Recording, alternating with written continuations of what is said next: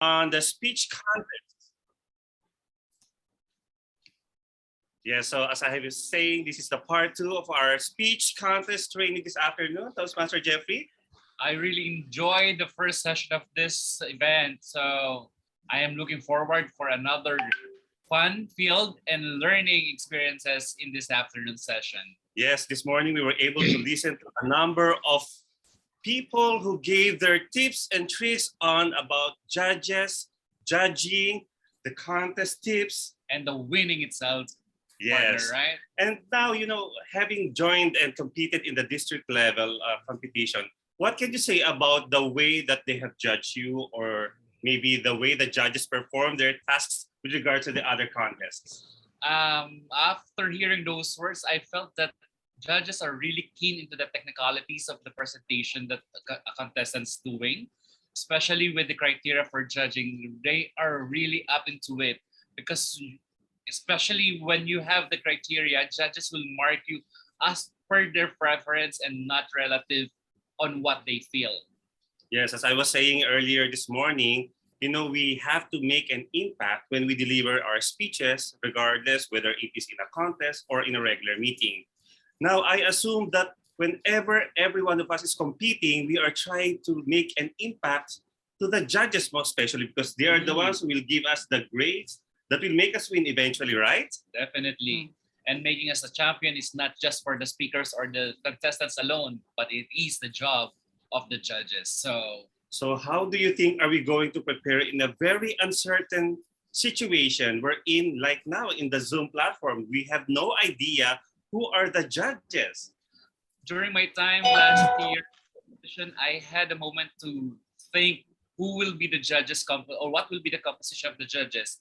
Might be 50% from the Indians community or 30% from the Western community and 10% to the Arabic community. So I guess that's one thing that to classify who are the judges.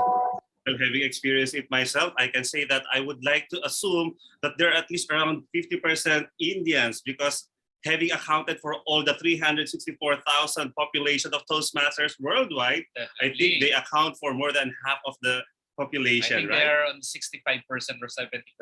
Yes, so I think we always have to consider the variety of different nationalities that we will be having in the judges panel, but it is not up to us. Definitely. And there's one person who's in charge of that particular job. Is that Sergeant at Arms? Well, I think that's the timer.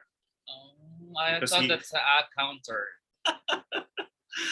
Well, today we will be hearing words from a distinguished Toastmaster who will be giving us some tips and pointers about chief judging. What exactly is he or she going to do in a contest, and how are they going to perform the judging evaluation of our performances, inshallah. Yes. And this afternoon, we're very delighted to have with us a distinguished Toastmaster who was an assistant professor of English for more than 25 years and a middle school principal for more than 2 years. And as educational consultant, she has trained many college lecturers, school leaders, and hundreds of school teachers. A lifelong learner with a PhD in educational leadership from the USA. She has also published 2 dissertations and many articles on English as a second language. As a Toastmaster, she is the first lady to join the Toastmasters in the Middle East in 1988. The first lady to achieve distinguished Toastmaster status. Wow. This is no joke of a Toastmaster. She's also the first lady division governor. She has conducted around 25 training workshops for Toastmasters and served as a chief judge and judge in many contests. She has conducted several youth leadership programs and speechcraft programs, co-sponsor and founder president of Tasca Toastmasters, and counselor of Tasca Gavel Club twice. She's also known as the Iron Lady in Toastmasters and Gita Pono Charming. Wow. She has a passion for yoga and meditation, a master life coach, a spiritual counselor, Reiki healer, hypnosis healer, crystal healer, and sound healer. Well, she can heal definitely almost everything. She loves reading, and traveling. And mind you, she has already traveled to about 53 countries. Whoa. A past Bharatanatyam dancer and Veena player, she has choreographed folk dances and directed dramas. Wow, this is so much of an introduction, my partner. Such a profile. Yes, and to give us the Chief Judges Training Workshop, ladies and gentlemen, fellow Toastmasters, let's all give a huge round of applause to distinguished Toastmaster, Dr. Geeta Pornuchami. Thank you so much for those warm words of introduction, Masters of Ceremonies. Well, good afternoon, everyone. Serving as a Chief Judge gives us an excellent opportunity to actually fine-tune our skills as an ethical leader. We learn to solve problems and to make democratic decisions, fair to everyone, fair to all the contestants. And most of the time, it's a cakewalk. Other times, we learn. All right, so in today's training, how come I'm not able to, okay. In today's training, we'll be discussing the qualifications of a Chief Judge when you accept the responsibility as a Chief Judge, and the Chief Judge's pre-contest responsibilities, the team that you have to appoint, and how you select judges, and the qualifications of the judges that you have to consider, and what kind of briefing you have to do for your team members, how to break the tie in the event of one, and internet protocols for online contests. We will also be looking at your during contest responsibilities and post-contest responsibilities. Okay, very often, let's not say often, sometimes I've heard Chief Judges or contestants or members complaining that the Chief Judge was not qualified or the judge was not experienced. But let's remind ourselves of TI's rules for a Chief Judge as well as for all the voting judges and the tie-breaking judge. So these rules here, they apply to all of the judges, including you, who is going to be a Chief Judge. At club level, it's just sufficient to be a paid member. No other qualifications are required. At area level and beyond, the Chief Judge as well as the other judges must be a paid member for 6 months. And they must have completed levels 1 and 2 of any path or the first 6 projects in the basic communication manual in the old curriculum. And they must not be a contestant in the same type of contest beyond club level. They must not be from the same club as a contestant. However, beyond the club level, it's okay for them to serve in a different category. They should not serve in the same type of contest in which their club member is participating, but it's all right for them to serve in a different type of contest. And they must not serve in more than one role in the same contest. All right. These are some shoulds from District 20. These are not musts. They're not mandatory, but you know the meaning of should. It's good to do these things, but not mandatory. So they should not be a relative of any contestant. They should have undergone training preferably, and they should have served as a judge prior to the area level contests whenever practical. All right. So let's talk about your pre-contest responsibilities. You will first appoint your team. By now, most of you know who your team members are. At club and area level, we need 5 voting judges and 1 tiebreaker.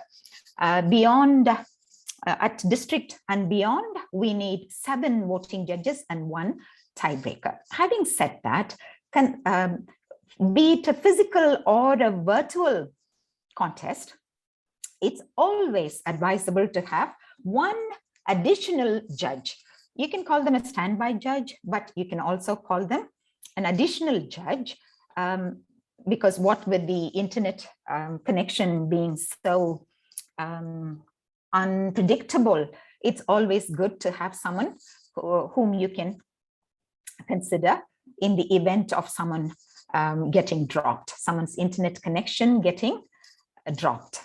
Okay, so when you're choosing your judges, all the qualifications that we just discussed for a chief judge apply to the judges as well, both of them, voting and tie-breaking judges. So, but make sure that they are eligible, and by having them sign and send you back the eligibility form. As for the number of judges, most often we follow this practice, which is a minimum of 5, as long as the other criteria are taken into consideration. It's 5 for club and area, 7 for division and district. Okay, let's take a look at this scenario. And I would like one of you, several of you can unmute yourselves, but I'll accept the first correct answer. I want you to unmute yourself and speak, please speak. Do not type in the chat because I have no option to see your chat messages. Okay, so you're the chief judge for an area contest, and you ask a Toastmaster who has moved to another country. He or she was with your club before, but now they have moved to another country to serve as a judge. And this Toastmaster says they renewed their membership a month ago. Is this member eligible to be a judge? Yes. Yes. No, Anything else? Who No. says no, and why not? because he's not the 6 month, he's 1 month telling. You're right. So you, I request the others to go over the rules quickly with me, because in the interest of time, I cannot kind of reinforce. So you're right, Toastmaster Dinesh, because only for the club level, they have to be a paid member of a club in good standing. But at area level and beyond, they have to have membership for 6 months. Otherwise, they cannot serve as a judge or a chief judge for area level and beyond. Okay, let's look at another scenario. You're the chief judge in a district contest. Must the judges you select have previously judged a Toastmaster speech contest at area or division level, according to the rule book? No, ma'am. Not necessary. Correct. I heard the no, ma'am first. Well done, lady. Okay, so it is preferable to select experienced judges. However, it's not a requirement by the rule book. This is a requirement, by the way, beyond district level, the quarterfinals and the semifinals, etc. Another scenario. You've been appointed as the chief judge for Area 10 international speech, and you receive the eligibility forms from your contestants. And you notice you have a dual member contestant who is a member of your home club in Area 15. You're judging in Area 10. They belong to two areas. So they are in Area 15, but your home club. Are you eligible to serve as chief judge in the Area 10 international speech contest? Yes. Yes. Any other answers? I feel no, ma'am. Why not, ma'am? Because the person belongs to your area. So how is it possible? I think Not one of the area, rules- sweetheart. The person belongs to your club. You know, Yeah. you still know the person personally, the member, the contestant personally. Okay. So there might be some influence somewhere. So to avoid that, the rule book says you should not judge in a contest where a club member, in the same contest where a club member is contesting. All right. So in this case, no. You can swap with the other chief judge, and you could chief judge in a different contest, in a different type of contest, but not the same thing, because that would mean the chief judge and the contestant would be from the same club. All right, so scenario 4. You're the chief judge for international speech, and one of the judges is from a club where there's a table topics speech contestant in the same area contest. Can this judge serve in the international speech contest? Now, dear lady who has been answering, what's your name? I don't want the same person to answer again and again. If nobody else comes forward with the answer, then you could. Anyone else? Thank you. What's your name? I'm Toastmaster Nirmala, ma'am. Oh, nice to see you again, Nirmala. Okay, so can this judge serve in the international speech contest? This judge has a club member who's contesting in table topics, but you have chosen this judge for your international, standalone international contest. So can this judge serve? No. I think yes. Yes. ma'am. Yes, the answer Yes. is yes, because Yes. you're not judging in the Another same event, yeah. contest. Yeah, it's a totally different type of contest. So you will not be involved as a chief judge or a judge.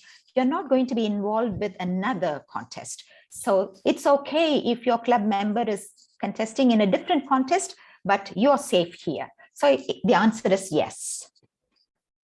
Okay. So let's look at some of your pre-contest responsibilities. So you have to brief all of your team members. And when it comes to virtual contests, you have to brief the contest sergeant at arms who are going to be in the isolation room. And you have to brief them about our district's internet protocols, because later on we will see that in the isolation room, the contest sergeant at arms is in control. Therefore, their authority there is crucial, and it needs to be respected by the contestants, the chief judge, the contest chair, by everyone. All right.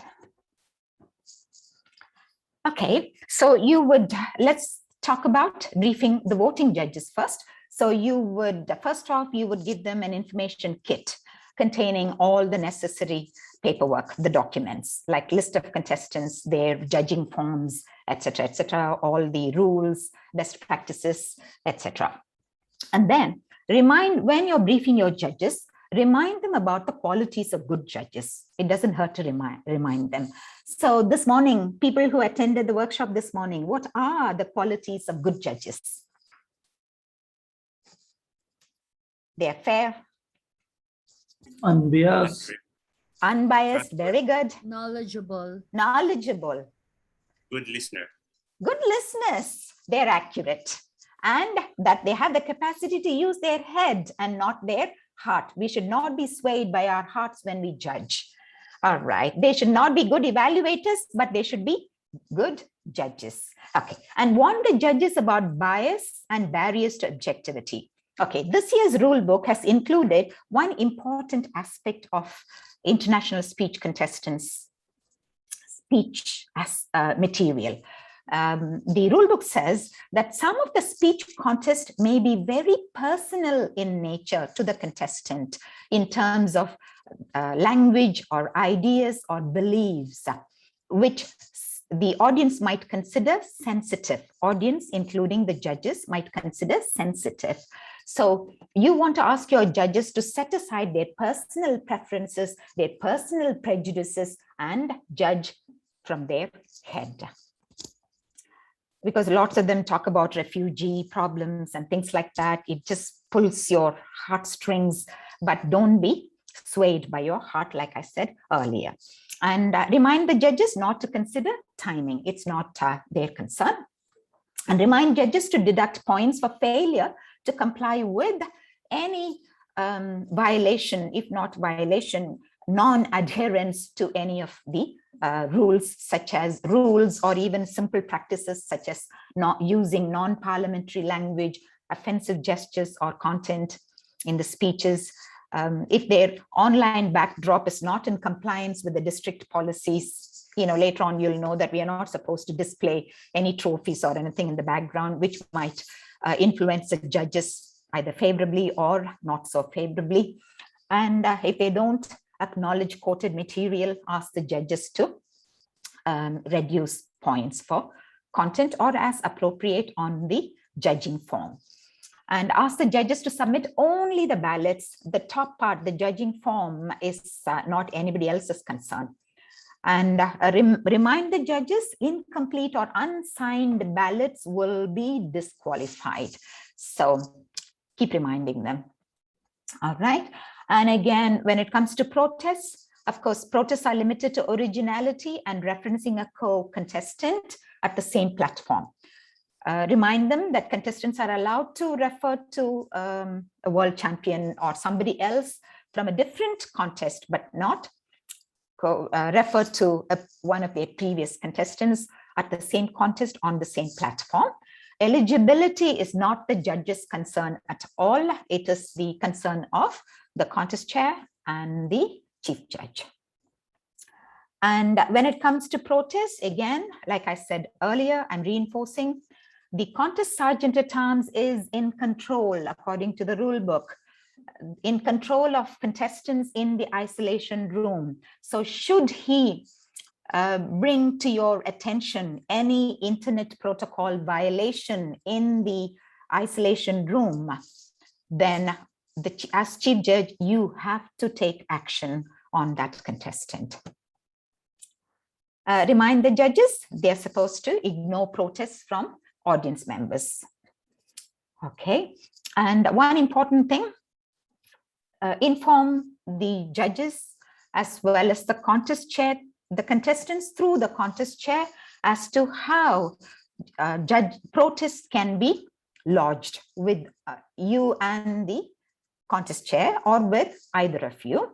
So in our district, we have the practice of sending a text message or a WhatsApp, making a WhatsApp call to either the chief judge or the contest chair before the adjournment of the contest or announcement of results, whichever comes first.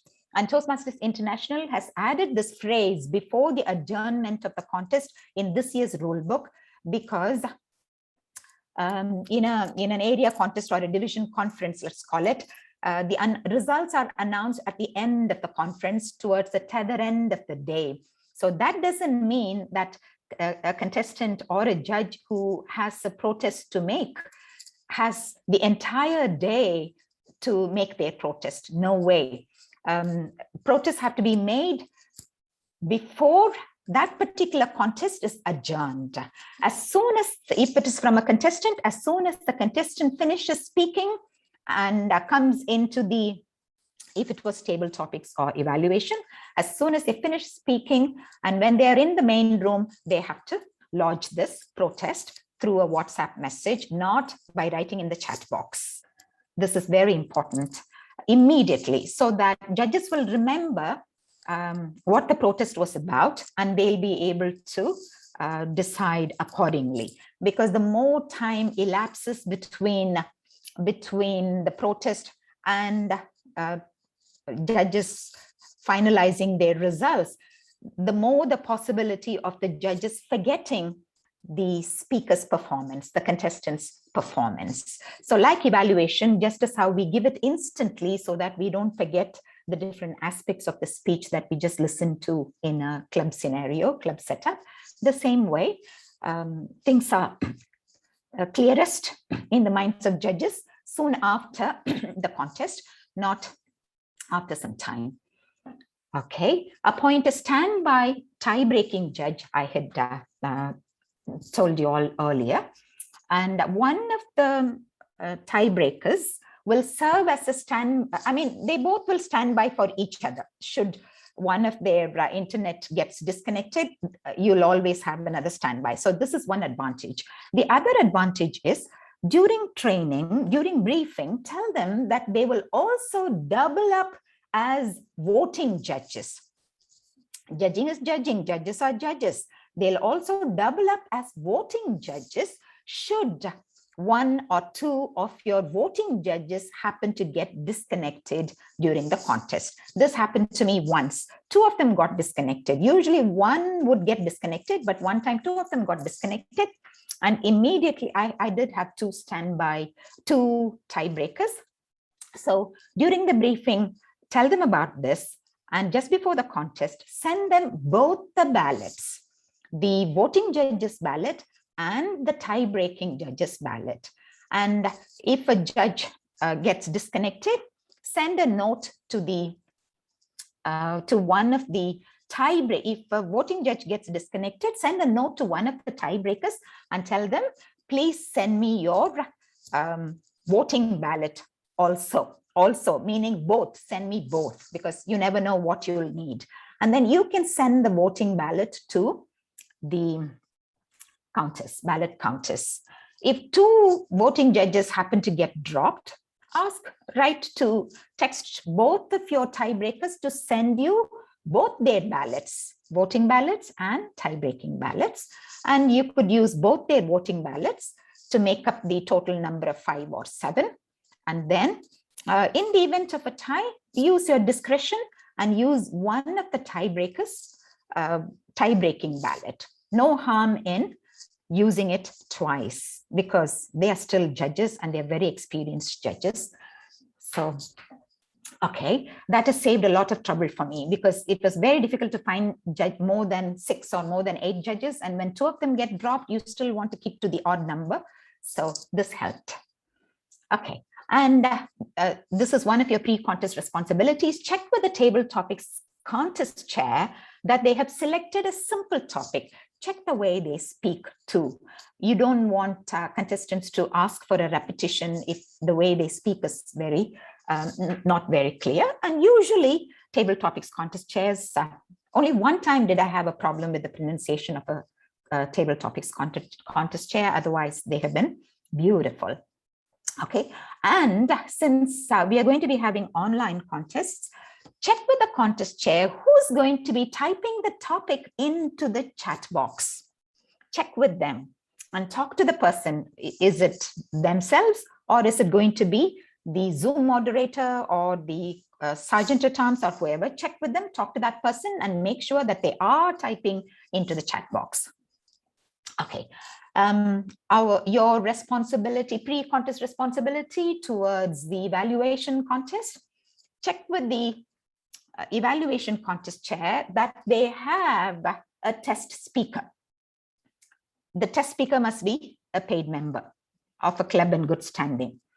They have a test speaker. It's not the responsibility of the chief judge to look for a test speaker because according to the rule book, it's not the speaker himself. I thought it was, but I double checked. None of the details about the test speech should be made known to the chief judge or the voting judges or the tiebreaker or the contestants. That's the rule.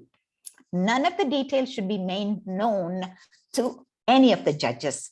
That being said, why should the chief judge look for normally we have this practice, so kindly it could be the responsibility of the contest chair. The rule book doesn't specify, or it could be the responsibility of the contest organizers, but it's definitely it doesn't have to be the responsibility of the chief judge. Okay.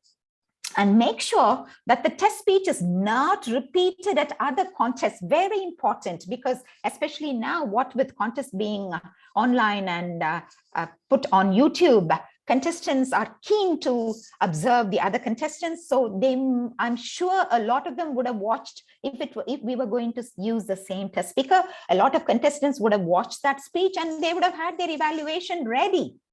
Then is it going to be a test? Is it going to be a contest? So please make sure that the test speaker is not repeated or the test speech is not repeated from one contest to the next. Okay, and also make sure that the test speaker is not a relative of a contestant. And one time there was just this blind question, and the organizer of the test speaker came back to me and said, yes, she has her husband participating in a contest. I said, did you ask which contest? And then she goes back, she's all nervous. And the organizer, and she asks, oh, okay, the test speaker's husband is participating in table topics. Alhamdulillah, because, otherwise we would have had to not accept that particular test speaker. They turned out to be a beautiful test speaker. Okay, so let's check that the test speaker doesn't have any relatives participating in evaluation. Okay, then we have to eligibility checks. We have to ensure that the contest chair has the contact details of the next eligible contestants should contestants drop out in the last minute, because suddenly contest chairs come back to the chief judge and say, oh, this contestant may be late, or they may not participate. What do I do? What do I do? Okay, contact the next person in line and inform them of the probability of participation, provided this primary contestant doesn't show up when the contest chair is introduced. Okay, based on contestants' clubs and contests, ensure that you are eligible, your judges are eligible, ensure contestants are eligible, and ensure contestants are not doing any presentations at the same event. Ensure judges are not performing in other roles at the same event. Timers, as usual, give them a kit with all the necessary documents. And one important thing about table topics is tell the timers to start the timing device at the first word uttered by the contestant, word or gesture uttered by the contestant, even if they take too long to begin their table topic speech.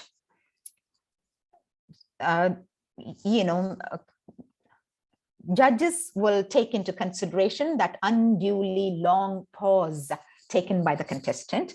They will deduct points probably for content, but timers are not supposed to start timing after an uncomfortable, you start to feel uncomfortable when the pause is too long. They still have to start the timing device at the first word uttered by the table topics contestant.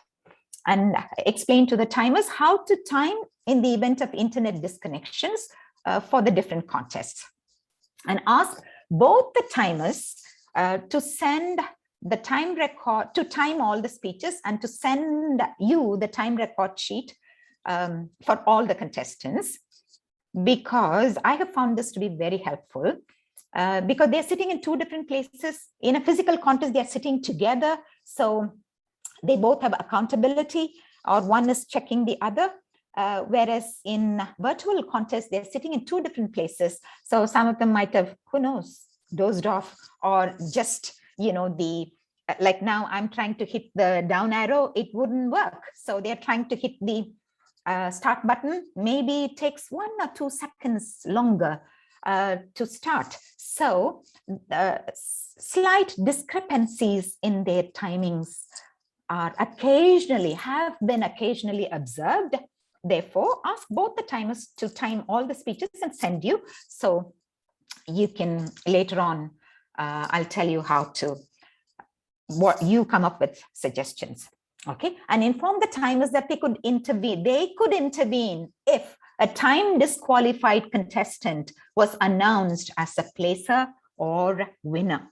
They could intervene, because sometimes absent-mindedly, chief judge and the counters forget to look at the timing record, look at disqualified contestants, and they start tallying if everything has to be done in a hurry. So it's never happened, I suppose, not in my experience, but it's a possibility. That's why TI's rule book says timers, tally counters, and chief judge can intervene should the contest chair announce the results incorrectly.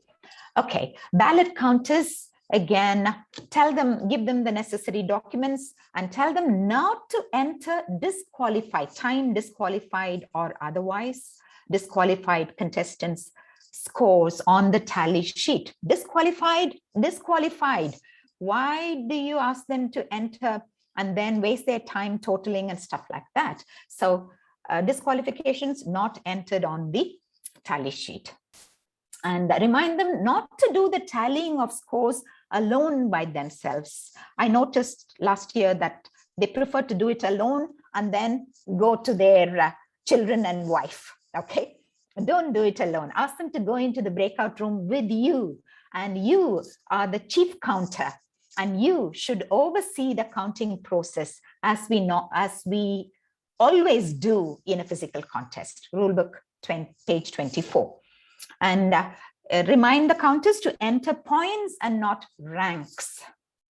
Okay, and also remind the counters that either one of them or you could intervene if the contest chair announced the results incorrectly.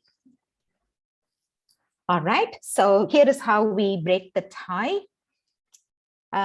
So our first place is obvious, the highest number of points, which is 7.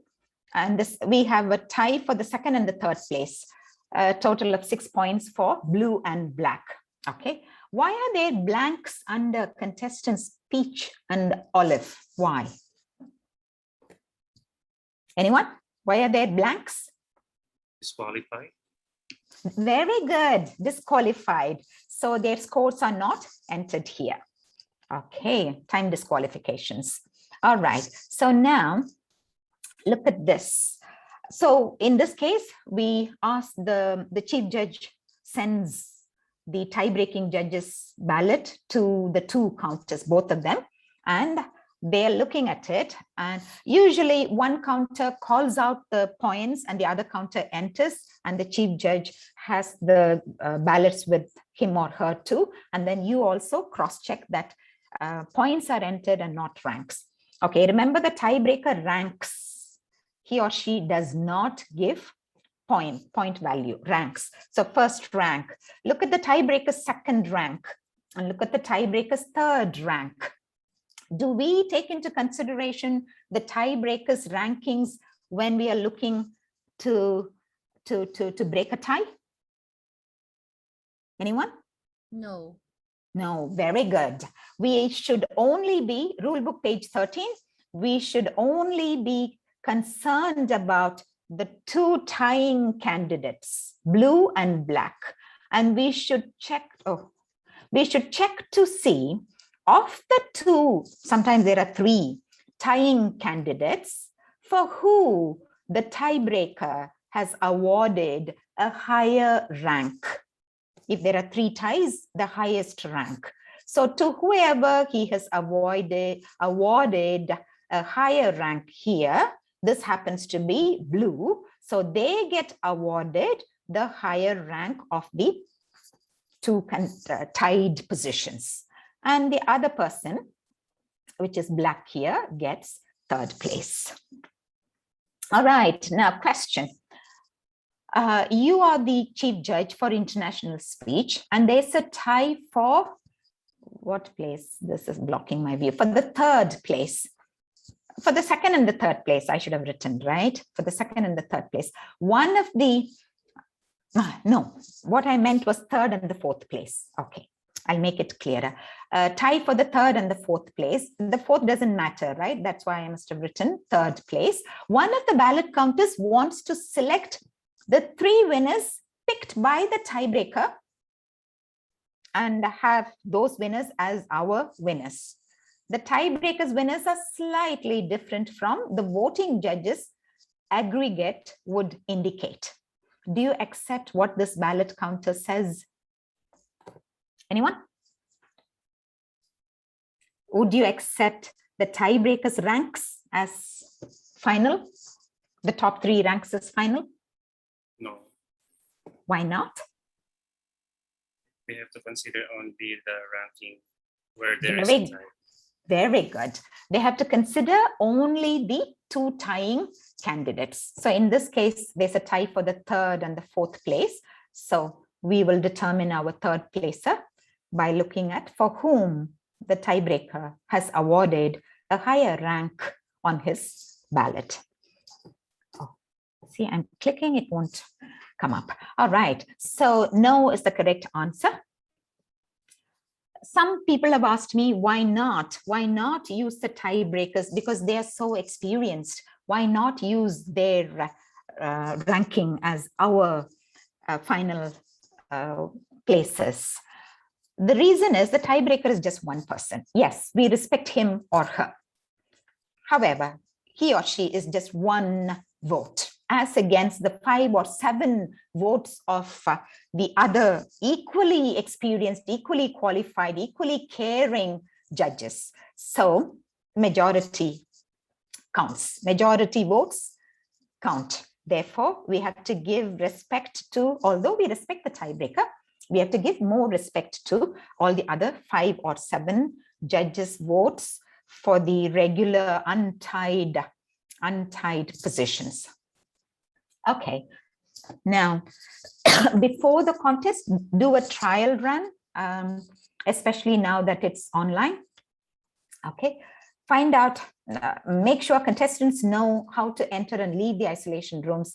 Make sure you know how to enter and leave the breakout room. Make sure the judges know how to enter and leave the breakout room.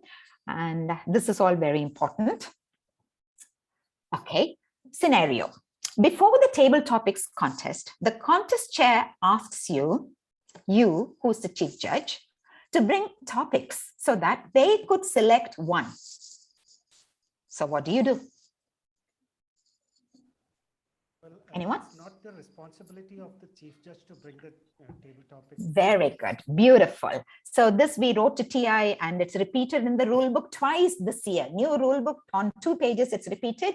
It's the responsibility of the contest chair to select the topic. So politely inform the contest chair, the topic is their responsibility. You don't want to be in on it. But remind them about the qualities of a good topic. It should be simple. It should not have a topic within a topic. It should not expect too much. It should just ask for the contestant's opinion in the end or conclusion. Okay, another scenario. The evaluation contest chair wants you to listen to the test speech with them during the dry run. They want your approval. What do you do? No. Why not? Just Master Because then Dinesh. speech will be aware to all the contestants. No, not necessarily. They are going to have their integrity. May I, ma'am? Yes, my dear. According to the rule book, it should not be run. Yes, the details about the test speech. Maybe the test speaker, the rule book doesn't say the test speaker should not be known to the judges. They just say the details of the test speech, the objectives, blah, blah, blah, should not be made known to any of the judges, including the chief judge. So that being the rule, we are not supposed to, as chief judges, we are not supposed to listen in on the test speaker. All right, so gently remind the contest chair of the qualities of a test speech. What are the qualities of a test speech? Anyone, quickly? Qualities? It's a contest-like speech, contest-type speech. It's it's based on levels 1 and 2, or it is like the old 6th project speech from the old, the basic communication manual in the old curriculum. These are the qualities. Okay, another scenario. The contest chair informs you one of the contestants is refusing to send the contest eligibility form, saying, it was a he, so I have said he. Otherwise, I could say he or she wants the organizers to check his eligibility. So what do you do with this contestant? Of course, it's possible for contest officials to check the eligibility status of any member, including contestants, on our website. It's possible. But what do you do with this particular contestant who is defying the rule that they must send in their eligibility form to the chief judge through the contest chair? So what do you do with this contestant? Chief judge, tell me, anyone. contestants should not be allowed to participate without the form. Very good. Who said that? This is Srijit Prajavati, Toastmaster Srijit. Oh, Srijit. Thank you so much, Toastmaster Srijit. You're right. So inform the contestant he cannot participate in the contest unless he signs and sends the contestant's eligibility. It's the rule. And we organizers, we depend more on the contestants' integrity than on their checkups, our officials' checkups on our website. Okay, another scenario. A contestant in the table topics contest for area 412. I started 2 minutes late. Okay, a contestant in the table topics contest for area 6, which is going to be in the afternoon, is serving as the contest chair for area 5 in the morning on the same day. Is this contestant eligible to participate in the area 6 contest? Yeah. I think yes, ma'am. You have to know, yes, ma'am. I know it's a yes. Answer is yes. Because tell me.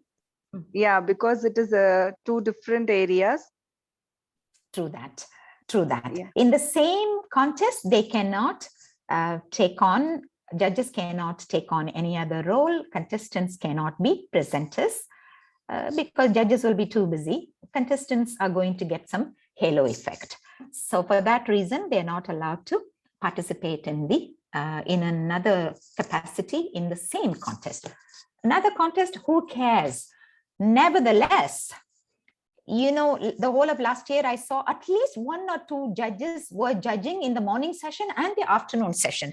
I was thinking I should have asked our PQD last year, DTM Alifia, to give them some additional recognition. I was thinking, but I forgot to write to her. I'm so selfish. This year, we should remember to do that, DTM Khalid, to give them additional recognition because they are obliged to be judges in the morning as well as in the afternoon. Okay, so the answer is, oh, thank you. Thank you. A second certificate, okay, for something to do with whatever, passion and commitment and enthusiasm, etc. Okay, a contestant must not be a presenter at the same event. However, you could send a note of caution to the judges about the halo effect or reverse halo effect. It might play either way. You know, if they have listened to what an enthusiastic presenter they were in the morning, maybe they liked it, maybe they didn't quite like the enthusiasm. So it might work either way. So tell them to guard against any bias towards this halo effect. All right, because some of the judges may have, because I know for a fact they would have, at least one of them would have judged in the morning. Okay, another scenario. The contest chair informs you that one of the contestants may be late or may drop out of the contest. What do you do? What do you do as chief judge? Anyone? Just say it's all right. Who cares? It's, you know, their loss. What do you do? Anyone? Maybe we call them to find out what is the reason, ma'am. We don't need to do that. We can confirm. The reason is personal. Okay. Yes or no? Tell me in one word, please. One word answer. Are you going to or are you not going to participate? Because we want to give the opportunity to someone, your next in line. Yeah, definitely. The next eligible candidate would be the contestant. Yeah. The heir apparent would become the contestant. Okay, so ensure the contest chair has informed the contestant that they will be allowed to contest. This is the rule. They would be allowed to contest as long as they are present before the contest chair is introduced. Okay. If they come in after the contest chair starts speaking, they are disqualified. And this contestant will have to waive briefing rights rule book. And they'll have to respect the district's internet protocols, whether or not they were briefed about it. If the chief judge says, sorry, we are not going to give you a second chance, you cannot participate in the contest, they have to respect it. They cannot argue, oh, I didn't get a chance to attend briefing. It's their concern. Okay. Ensure the contest chair has contacted the next eligible contestant about the probability of participation. For the prepared speeches, this should be done well in advance. For impromptu, it could be done on the morning of the contest. Inform your team, all of your team, judges, tally counters, timers, about the possibility of a dropout or a change in contestants when practical, because usually the chief judge gets too many questions and then you are preoccupied and you're answering text messages. So if it is not possible for you to communicate to your judges, it's okay. Judges are supposed to be good listeners. So they're supposed to say, I was expecting this name. There's a different name. Okay, they are expected to score out and be responsible. Okay, so during contest responsibilities, ensure all contestants have their videos on when the contest chair is introduced. If they don't, it could mean they have dropped out. Give them 2 minutes to log back in. If the contest chair has not been introduced, give them even 5 minutes to log back in. But if the contest chair is about to be introduced and somebody has dropped out just then, give them 2 or 3 minutes to log back in, depending on the contest. And in the isolation room, as chief judge, you should check the contestants' door and window locations to ensure that nobody is showing them the comment for the table topic speech contest, or they are showing some pointers for their evaluation. Keep checking in on contestants in the isolation room during the 1 minute silence. Just walk into the isolation room and check. This really helps to ensure that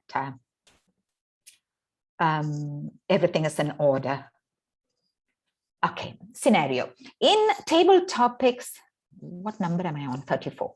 Okay, I think I can finish. In a table topics or evaluation contest, you have a father and daughter or husband and wife Toastmasters participating in the same contest.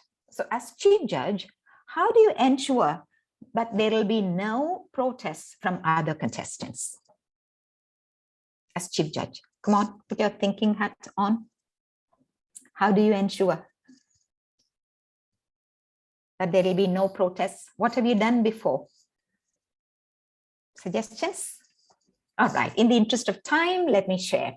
Both of them must have their video and audio on and hands visible at all times in the isolation room, as well as the contest room, the main room, even after one of them has finished speaking, to show that they are not communicating with each other.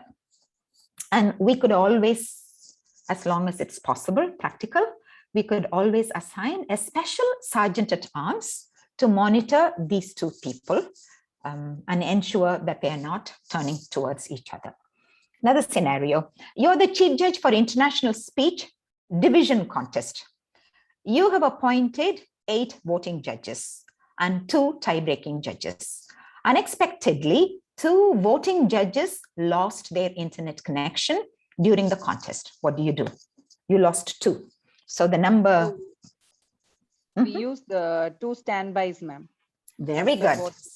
The 2 tie-breaking judges, ask them to send their voting ballots to you and use those 2. Okay, because their judgment is as good as our regular voting judges. Okay, and if there happens to be a tie, you can always refer to one of their tie-breaking ballot also. No harm. Okay, scenario. Contestant number 5's video was switched off for a few seconds and then switched on. Contestant number 8 present in the isolation room lodged a protest after they finished speaking. What action do you take regarding contestant number 5? They switched their... sorry. What contest is it in? What contest? It's in the isolation room. So it's... So it's table topics or evaluation. Yeah, one of the two, either table topics or evaluation. So what action do you take about this contestant? Number 5? I think Anyone? I think the contestant number 8 should have lodged a protest even before, right, ma'am? How can they lodge a protest before when they're in the isolation room and they're supposed to have their hands like this and they're not supposed to be fiddling with any electronic devices for fear of some contestant raising a protest saying, oh, you have the table topic here, or you have the, so when they're in the isolation room, they cannot lodge a protest. So they have to come out, finish their speech, and then from the main room, they have to send a text message, right? So as chief judge, what we can do is confirm with the contest sergeant at arms that this happened. Usually we have 2 sergeants at arms, okay? Occasionally, due to non-availability, we have 1. Whatever it is, confirm that this did happen. And confirm, sometimes the contest sergeant at arms do not exercise their authority. They ignore such things. And one time it so happened that the contest sergeant at arms informed the chief judge and the chief judge ignored whatever the contest sergeant at arms told him. Okay, so disqualify the contestant. Check with the contestant, did this really happen? And then if they say, yes, it did happen, then you say, sorry, I'm really, really sorry, but we have to disqualify you because during that 2 seconds when your video was turned off, someone could raise a protest saying that one of your family members or a close friend Toastmaster handed you the topic or handed you the evaluation. So apologize and disqualify and inform the judges that a disqualification happened and for them not to consider when tallying their totals or their ranks. Okay, during the table topics contest, the contest sergeant at arms in the isolation room calls or texts you, the chief judge, to say that the last contestant's video was turned off. Last contestant's video was turned off for a few seconds and then turned on. So there is no contestant to lodge a protest. But the contest chair has every authority to do this. What action do you take regarding this contestant? How contest chair will know that there's a video gone off because contest chair in the main room and contestant in the isolation room. As chief judge, Toastmaster Dilip, as chief judge, what action do you take? Yeah, that I'm asking. That as a chief judge, you will be in the main room. Your contest chair will be in the main room. Only the contestant and sergeant at arms will be isolation room, and the video gone off. But Toastmaster Dinesh, you didn't get my question. It's the contest sergeant at arms informing you. The contest sergeant at arms in the isolation room tells you, not the contest chair. You see what I mean? May I, ma'am? Yes, please. Yeah, I think the same rules that you told us in the previous scenario would apply because as per the rule book, I think even for few seconds, they should not put off the video, right? It's not the rule book, it's the district's policy, internet protocols. Let's call them internet protocols. Okay, because even if the video goes off for a few seconds, someone could have handed them the table topic or evaluation. That's the cause for protest. So Toastmaster Dinesh, you agree now? Yes, ma'am, I agree. Okay, good. Because first you thought the complaint was from the contest chair. Anyway, it's not for the contest chair to raise any protests. Protests are limited to judges and contestants only. And in this case, the contest sergeant at arms can protest regarding internet rule violation, not rule, protocol violation. Okay, so again, inform the judges, right? You're the chief judge for international speech. A contestant's internet got disconnected halfway through their speech and they were given 3 minutes to log back in.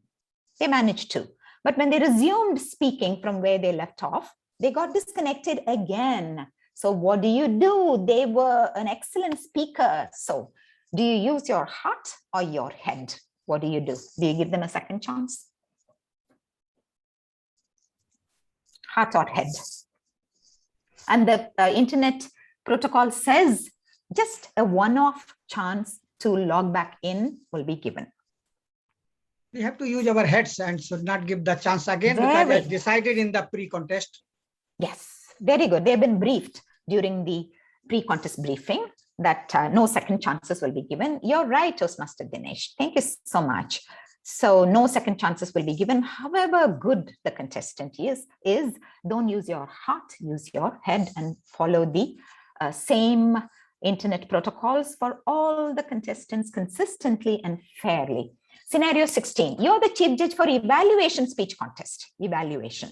And the test speaker got disconnected halfway through their speech and could not log back in after 3 minutes, whatever, 5 minutes. What do you do? Test speaker. Any answers? Okay, ask the standby test speaker to present their speech. As simple as that. All right, post-contest responsibilities in the event of the protest, meet with the judges immediately, okay? And ensure judges' points for contestants with disqualifications are not entered on the tally sheet. And as chief counter, oversee the counting process and double check that the entry of all the ballots and totaling of all the scores entry is correct. The entry of everything and totaling are correct to ensure accuracy. So last scenario, or one more maybe, judges have raised a protest regarding the percentage of originality of a contestant's speech, but the contestant is participating immediately in the next contest as well. What do? I said protest should be handled, dealt with as soon as possible, but in this case, anyone? I think if we intervene during this time, it may affect the performance of the contestant in the next. Very true. Contestants' comfort comes first, always. So let them relax, okay, and ask them to come into the breakout room at the end of the second contest. Ask the judges to take notes of how this particular contestant, send a note to them, tell them this whatever protest that cannot be resolved instantly. So take notes, remember how the contestant did, and later on we'll deal with the contestant after. I know it's inconvenient for the judges, but what do? When we are judges, we accept all these inconveniences. If there is a break, you could deal with the protest immediately. No break, wait until the contestant is free. Okay, last scenario, I guess. Okay, both the timers send you their time record sheet and you notice a discrepancy of 3 seconds for one of the contestants. And unfortunately, the contestant happens to have been disqualified for time according to one timer. So what do?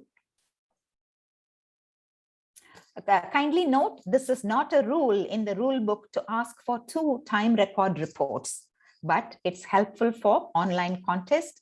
Like I said, they're sitting in 2 different locations and timing, and there could be some differences. So what do you do in this case? 3 seconds. According to one, disqualified by 3 seconds. According to another, not disqualified.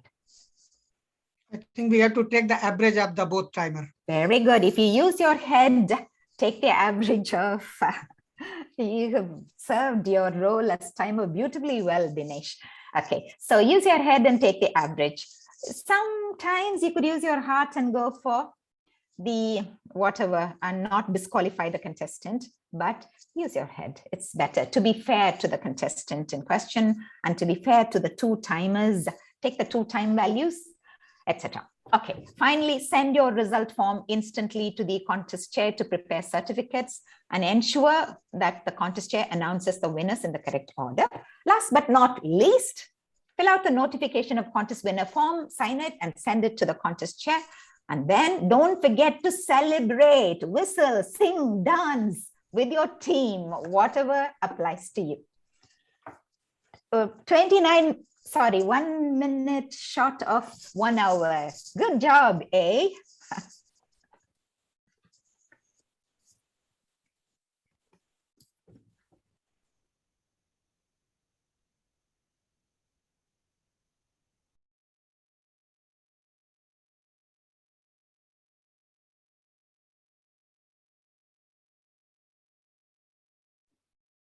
So MCs, take over kindly. I'm done.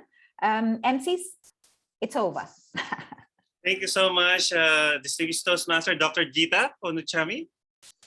That was welcome. really so informative, and I think that it's really a big task and responsibility to be a chief judge. Definitely. What do you say? Definitely.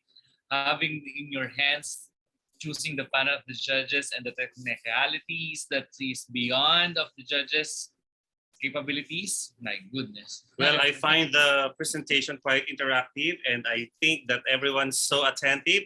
But be sure that you will be raising more questions later in the panel discussion. We will be having a question and answer portion after the presenters are all over. Meanwhile, we will now move to the next part of our program, which is the Moderators Academy, partner. During this time, what do you think is the job of the moderator? Well, to moderate. Drink moderately and eat moderately. Yes. I don't want to spill the tea or spoil the presentation, so why don't we give it up for the presenter? All right then. He is a certified trainer and public speaker, behavioral assessor, and a passionate Toastmaster. He works as a group manager, a project management office at Al Sayr Holding, based in Kuwait. He currently is the president of Kuwait Challengers Toastmasters Club. Let us put our hands together to our presenter of Moderators Academy, DTM Kajitan Barreto. The floor is yours. Thank you very much for that warm introduction. And welcome to all those who are here today for the session on the Moderator Academy. And as the question was posed, what is the role of a moderator? I'm sure many of you all have conducted Zoom meetings. And let me ask you a question. Let's say that you know how to start a meeting, you know how to admit people into a meeting, a normal Toastmaster meeting, and at the end of the day, you know how to end the meeting and say bye. If now you are given an opportunity to say, would you be the moderator of DTAC 2022? How many of you all would raise your hands? And may I request our host to just assign me the co-host rights during the duration of the session? So I want to see some hands, that those of you who are here who know how to start a Zoom meeting and get an opportunity to be the moderator of DTAC 2020. So we already have 2 enrollments in the academy. Khalid, you can't. You would be the PQD, I guess. We have a couple of people who are saying, you can put in the chat also, by the way, if you don't want to raise your hands. I'm ready, because you are getting enrolled into the Moderators Academy. Okay, maybe few have raised your hands. Maybe you're a little scared. At that level, maybe I can't do it. What if I give you an opportunity to be the moderator for a division contest? How many are there who are willing to raise your hands or say, put in the chat? Again, I'm seeing very few hands, and I wonder why.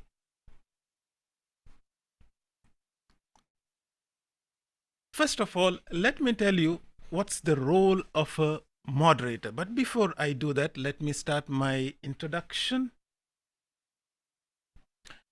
So today we are not talking about moderator training as such, but we have a bigger vision of creating a pool of, just like how Geeta has given previously a session for judges and chief judges. And I must say, I don't envy the role, the amount of rules that are there.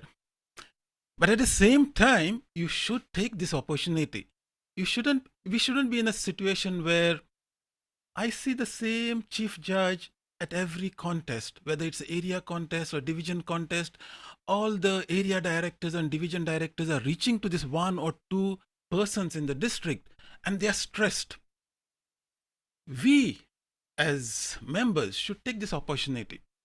Fine, we might have got only 80% score from the questions asked by Geeta, but still we should take the opportunity, because that will give us the opportunity to learn the remaining 20%. And the same applies for moderation. You may think, oh, contest is such a crucial role. I don't want to take that responsibility. What if something happens? What if my connection goes? And there is a possibility that the whole contest will suffer. Well, even if I am a moderator and I have a top level connection and all that, it still goes down once in a while. Anything can happen. So you should take these opportunities to learn more, because these are valuable skills, especially when it comes to Zoom moderation. Okay, so y'all are not interested in division level contest. What about area contest? How many are willing to take up the moderator role as a area contest? Okay, Dinesh has raised his hand for the first time. So that means up to area he's okay. Maybe because he's an area director. But beyond that, maybe he's feeling a little scared. But at the end of the session, I hope you can say, no, I will take up the moderator role for division and even DTAC. And you will become part of this moderator academy. As I mentioned, my name is Kajitan Barreto. I am part of District 20, and I've been creating a lot of YouTube videos for Toastmasters on my channel, Tech for Toastmasters. And that has led me to districts around the world who have invited me to conduct sessions on Zoom, on Canva, on PR, on branding, and different type of topics. In fact, tomorrow I have a session for a district in South Africa on hybrid meetings, the hot topic these days. To get the most out of today's session, keep your microphones muted, use the speaker view, and please do put your queries in chat. Safety is always paramount in Toastmasters and in life, so ensure that you are always safe environment wherever you're sitting. I'm going to cover the moderator role today. What are the District 20 best practices? Just like Geeta mentioned about judging best practices for online contests, what are the District 20 best practices that we have up to now? And I have verified them. They seem valid, so we'll go through them. What's the contest setup? How do you set up a Zoom? Because that's the only tool that we use. We could use other tools, but I think everyone is comfortable with Zoom as a tool. What's the team structure to conduct an effective contest? And again, we'll have a Q&A session at the end.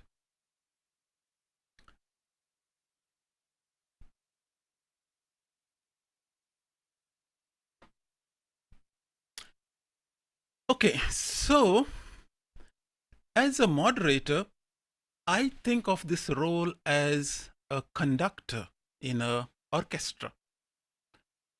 The only difference is in an orchestra, you would see the conductor raising his baton to conduct all the musicians. So you do see him in as part of the act. But in a Zoom contest, in a club contest, in an area contest, if you attend a contest and you never saw or heard the Zoom moderator at all, it means he or she is a great moderator, because everything that a moderator does is behind the scenes, makes things happen, ensures that the right facilities and infrastructure is available for the contestants, for the judges, for the audience. But most of the work is done by others. The job of a moderator is basically to sit and monitor. That's the role. But I will cover a little more than that today as part of creating this Moderator Academy, so that we can tap into these resources in District 20, provide the right training, give you all practice to make sure that you can run a contest, maybe have some mock contests, so that you understand exactly what needs to be done at what point, so that whether it's an area contest or division contest or district contest, you can say, yeah, I can do that. It's a piece of cake. And it is actually a piece of cake. So when the COVID happened and everyone was struggling to figure out how do we do contests? How do we do this online meetings? Everyone had to come up with something. And so District 20 came up with what we call the best practices for online speech contests. This document was released in early 2020, and I have reviewed it and I have updated a few things, but generally whatever was done at that time still holds good. There are a few changes, but generally it's fine. And so it has all of the knowledge base, because there is no rule book for conducting online contests. There's only practices. So District 20 defined all of the structure to conduct an effective contest. And this was done at the initiation of, first of all, it was initiated by this man who was at that time a region advisor, but now he's our international director. He, along with the leadership of District 20, came up with a team, we called it Division X at that time, to test what would work, what wouldn't work, and what would be the acceptable practices for a contest. And this is a quote I like from our immediate past district director. He was a quality director, PQD at that time. Approach an online contest as any normal contest, with the same level or more of effort, preparation, dedication, and teamwork. In other words, whatever is there in the rule book that you have learned from Geeta and other people earlier in the morning, apply the same things. Assume it's a physical contest and only adapt to the online aspects by following these guidelines.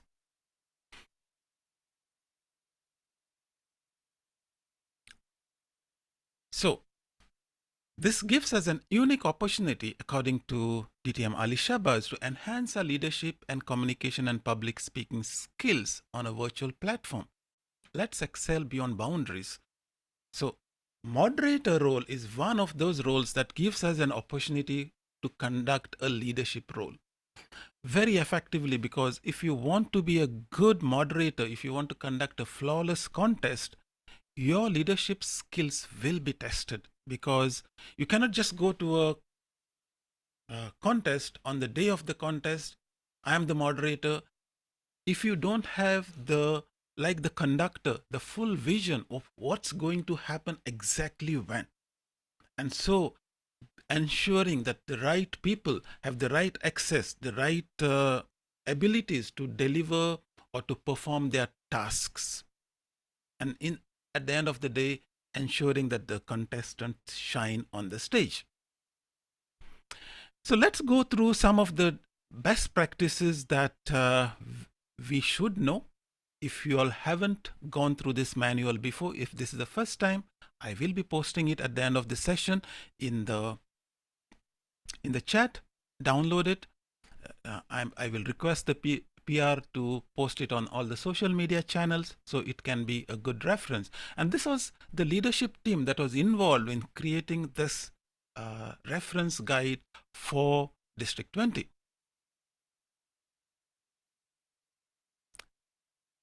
So first of all, we are going to use Zoom. So that's a done deal. Of course, Zoom is not the only platform that we can use, but it's a platform that we are all used to, at least in District 20. For example, if there was an area that had only, let's say, corporate clubs, they would probably not even know how to use Zoom because they are so used to Microsoft Teams. And they could conduct a contest in that scenario using Microsoft Teams. Nobody would stop them. But everything that we have done is using Zoom because that's the platform that we are familiar with. So as a moderator, if you want to become moderator, you need to have those Zoom skills to log in, to change the settings in the Zoom account, and then to have that presence of mind, I would say, while the contest is going on, to control, like the conductor, who can speak, who cannot speak, who can see, and so forth. So behind the scenes, you should be aware of all of the options that are available in Zoom. So get yourself familiar with Zoom. The licensing part, you don't have to worry too much about it. You will choose the account that you have. Normal accounts is what clubs are using these days, can host up to 100. And I think up to area level, a normal Zoom account is good enough. But once you go to the division level and so forth, you might have to request the district to borrow their account for conducting the division contests, which can accommodate up to 500 participants in the contest. There are plenty of Zoom tutorials. So if you want to become a moderator, start learning how to use the various features of Zoom, because you can't, at the point when the contest is going on, you can't learn at that point. You have to know what can be done, what cannot be done with a single click. So learning Zoom is what you need to do. As a moderator, your internet needs to be good. That goes without saying.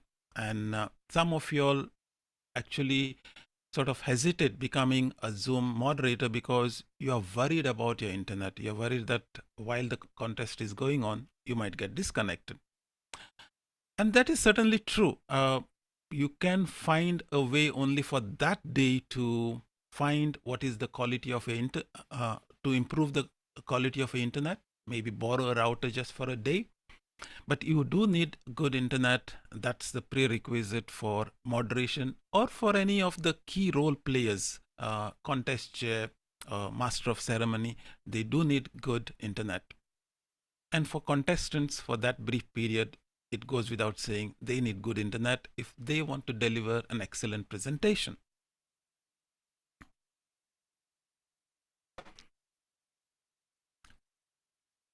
I believe audio is the essence of any role player or moderator, or for that matter, the contestant. But here we are talking from a role player perspective, that you need to communicate something while the contest is going on. You have to somehow invest in that small item that will make the difference between talking to a normal microphone on your laptop to something like a headset. And something like this that you see on the picture, a headset, the entire essence of audio is that the microphone should be as close to your mouth as possible. So you need to find something that brings the micro, even if it is AirPods or even if it's a wired headset, whatever it is. You notice that early on, I was using something like that, but then I decided audio is an essence for training, for moderation, for anything. So I kept improving till I reached the point that, as you can see, I am literally speaking into the microphone. And when I do that, my audio should be nice and crisp and clear to you. So I'm not asking you to invest something in it, but something, a headset or something that will bring the microphone close to you. So when you're giving your instructions, when you're giving the briefings, if you're a role player, they are crisp and clear to both the contestants and the audience. So do invest in a good headset for your audio.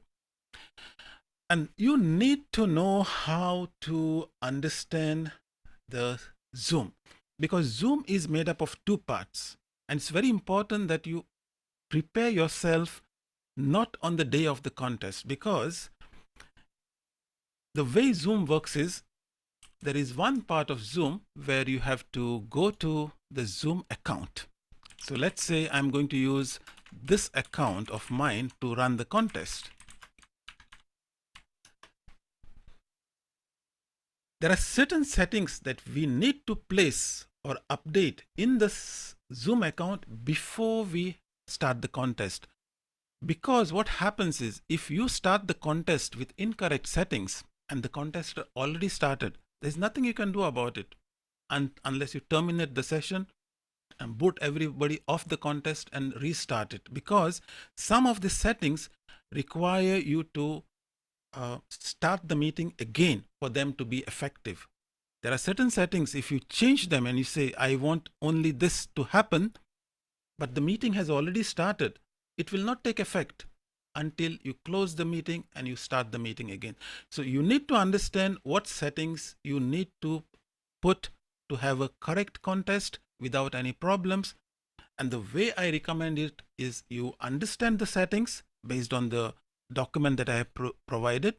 Make sure they are all updated in the Zoom account, and then run a test meeting with the same account.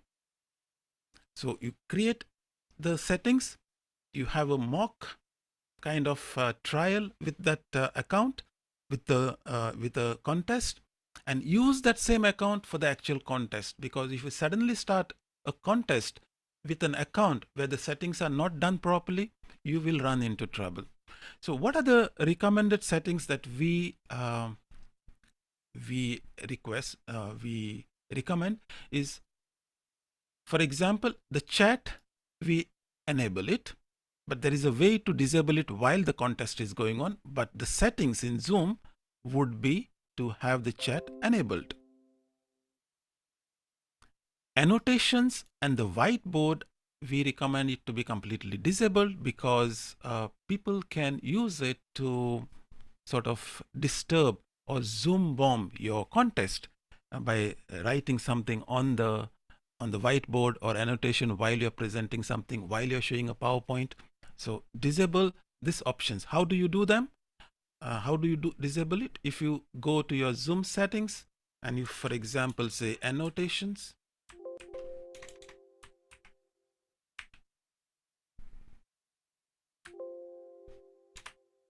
so if you scroll through all the settings, one of the settings will be whiteboard, right?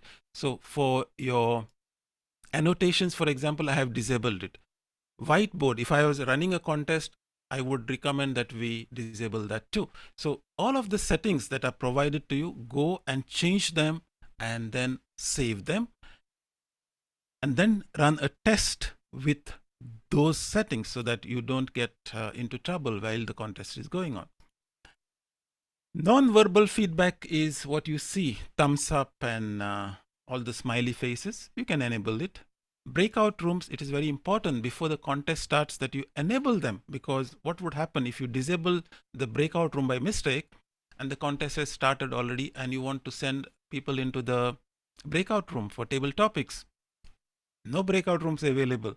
What would you do? Panic.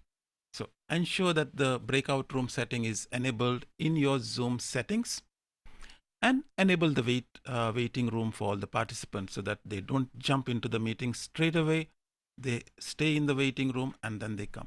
So these are the type of recommendations. If you follow all of this, we can guarantee you that you will be able to run the meeting or a contest without any problems. Then comes the actual Zoom meeting setting itself. What I mean by Zoom settings and Zoom meetings, as a moderator, you would know if I go back to my account. So these are my settings. This is where I go and change all the settings, right? But there are certain settings you can override it when you create the contest itself. What I mean by that, suppose you are clicking on this meeting option and you want to schedule a new contest, let's say, which is happening next Friday. So you would say schedule a meeting, and let's say it's a contest for my club. Right? So that's the topic, that's the name of the meeting. So as you can see, when I create the meeting, there are certain settings I can enable it, which essentially can override the settings that were defined in the Zoom settings. So you have your Zoom settings first, but while doing the actual meeting, that specific meeting, you can enable certain settings or disable certain settings. Okay. So when we talk about these settings, there is a guideline for you how you will give the details, what to enable, what to disable, right? So we can see here mute participants on entry has been enabled for that, just to be sure that when the participant enters, whether any time of this contest, automatically he is muted. So we don't have to worry about any disruptions to the contest. So these settings are available while you are creating the meeting, right?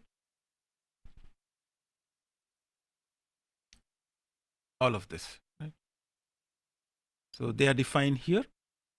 You can make sure that your contest is created with those settings. Talking about the structure of the contest itself, and when we were doing this contest, we had created multiple sessions, multiple trials to see what works and doesn't work. So as we know, in any Zoom meeting, there can be only one moderator. And when I say moderator, what I mean by is host. So in today's session, for example, PQD District 20 is the host. There cannot be two hosts. There can be only one host. And earlier, when we first started this online contest, only the host, for example, could create breakout rooms. But now, after many updates in the Zoom system, actually now many of the tasks that only the host could do can now be done by the co-host also. So really today, when you think about a contest, there is not much difference between a host and a co-host. So what you could theoretically do is you could have one host, but then you can have a support who's like a host who does all of the logistics, like who creates the breakout rooms, who mutes participants, who unmutes, and so forth. All this could be done now by the co-host, spotlighting and so forth. But still, the host or the moderator is, as I said, the conductor of the whole session. He must be there throughout, monitoring, basically monitoring what is going on, what's going to come next, are we ready for it, and so forth. So that's the role of the moderator. As I said, as a host, there is no backup as such. So moderator, there is only one in a meeting. And then, of course, we have sergeant at arm or co-host or co-moderators. You can call them whatever you want. The more of available, the better. And their role obviously is to monitor the waiting room. And now with the, as I said, with the new update, the co-host can also manage the breakout room. So you could have one person dedicated only for breakout rooms. So whenever, let's say, there is a protest and the chief judge wants to go to the protest room with the contestant or with the judges, they know this is the person to contact. So if your contest is at a divisional level and all that, you could do that. At a area level or at a club level, maybe you can manage the activities yourself. So the more the co-host, the better it will be for you to sort of assign responsibilities of managing the different aspects of the contest. We know timer, there is requirement for one timer and then at least one more as a backup, so that you have timing. And if the timer has technical difficulties, then the backup timer will be available. And I have highlighted here a very interesting feature, which is what we call the arranging videos. And let me demonstrate that to you, what I mean by that. So if you are in the speaker view right now, maybe I don't know what you see, but what I can do is I can make sure to move into the gallery view, and I'm going to move the timer, who is Allah, to the left of the screen.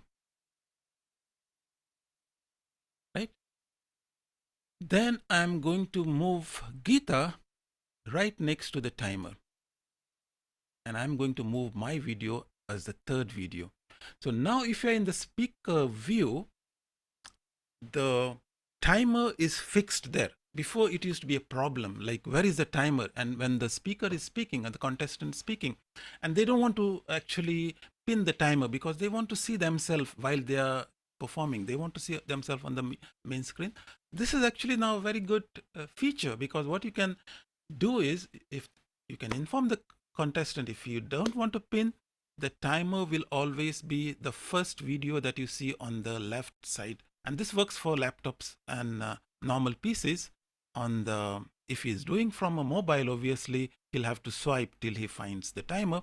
But this is actually a very good feature because as a host or as a co-host, you can rearrange what appears on top. So the first video could be of the timer, the next video could be of the contest chair, the third video could be of the contestant. And you can arrange it like that so that it looks easier for the contestant to see the timer even without pinning. So this is one option that you can use. Master of ceremony, of course, is the only thing I would say is that there should be a backup master of ceremony with the script ready. So while the master of ceremony is talking, gets disconnected, the backup jumps in and completes the process. So you as a moderator should be able to manage that in understanding who's the master of ceremony, who's the backup, so that if the master of ceremony disconnects, you give the co-host rights to the backup master of ceremony and you progress. Of course, again, the same story applies. Make sure that you know who's the contest chair, who's the backup contest chair. Anything goes wrong, you know how to transition. So it's the role of the host to constantly monitor.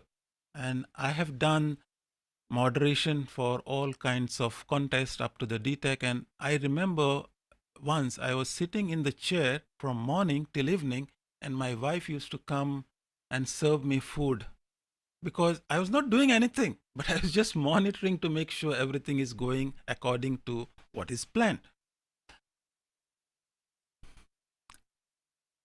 Then, of course, chief judge from a moderation point of view, I normally make sure that the chief judge has the co-host rights. And the reason for this is everybody else is muted. They can't unmute themselves. So only the chief judge, if he wants to interrupt for any reason, something is going wrong, then to ensure that the chief judge has immediate access to interrupt or stop the contest, the way I do it is we give them the co-host rights. Okay. And for contestants, of course, we have a separate document for the best practices for contestants.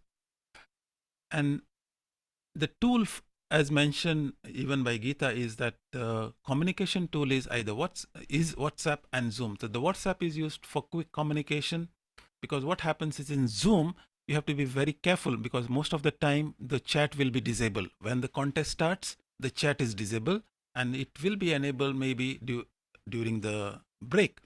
But you can't rely on chat because sometime you might make a mistake and send a message which will be visible to everyone. So don't use Zoom for any communication which is related to the contest, like timing, sharing timing information or anything like that. That should be all done in WhatsApp outside so that there is no disturbance in the event itself. So this is how we look at a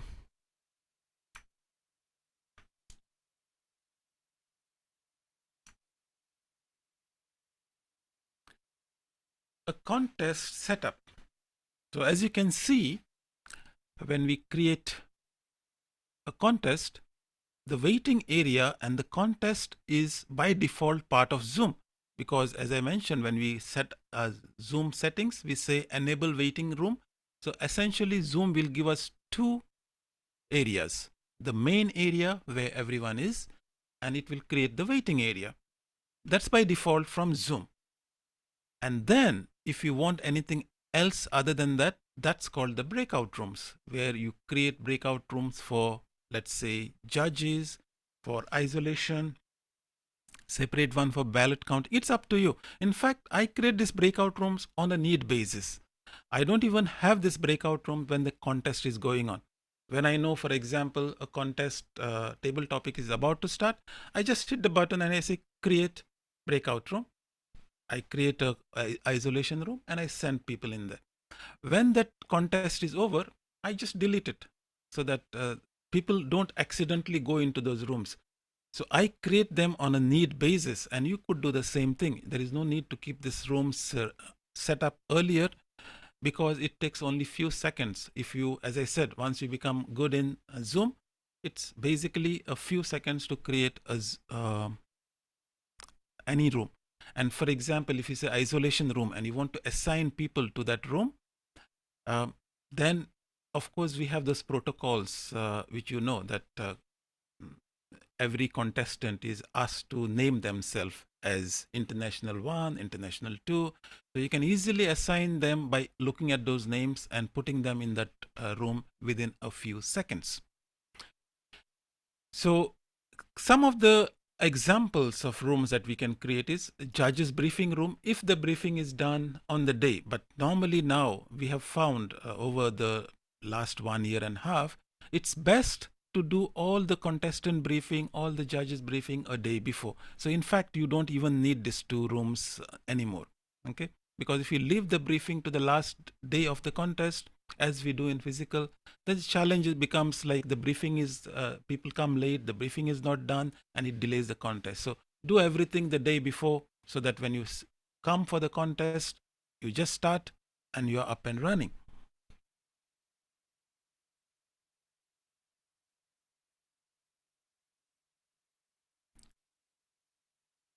Then comes the waiting room, because waiting room is something that people sometimes get stuck for a long time, because many chief judges recommend to the moderator and to the sergeant at arms, do not allow any attendees while the contest is or the speech is going on. And so they might be stuck in that room for 4-5 minutes and might think there is something wrong. So what we can do is we can configure our waiting room with the right information and with the right message, so that when they log in, they can see that information. And the way we do that is, it is in your Zoom settings. If you go in your Zoom account, you go to your waiting room. So we can here do something called customize waiting room, right? And in the customization, we can put up a logo, we can put up a message that this is a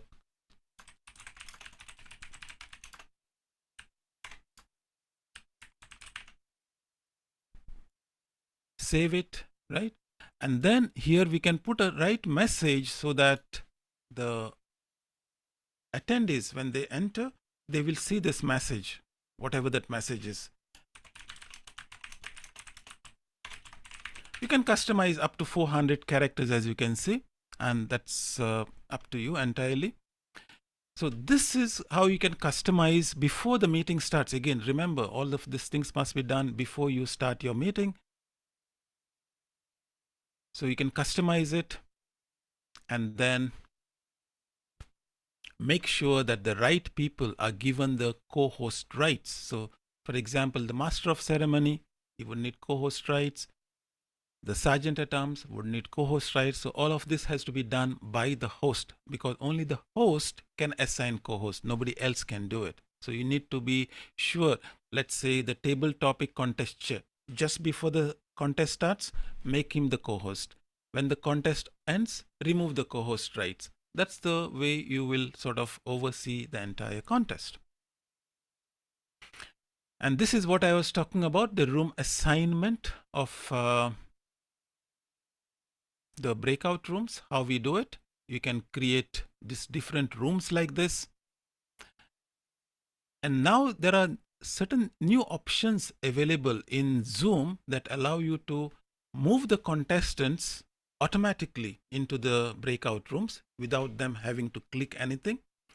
And when you want the contestants to come into the main session, you can send a message and bring them one by one as a host, or as a co-host for that matter. That will help you to streamline and make sure that contestants don't accidentally leave the breakout room and end up in the main session. It used to happen before, but now we can configure this Zoom settings in such a way that the contestants cannot come into the main session unless the moderator instructs them to come.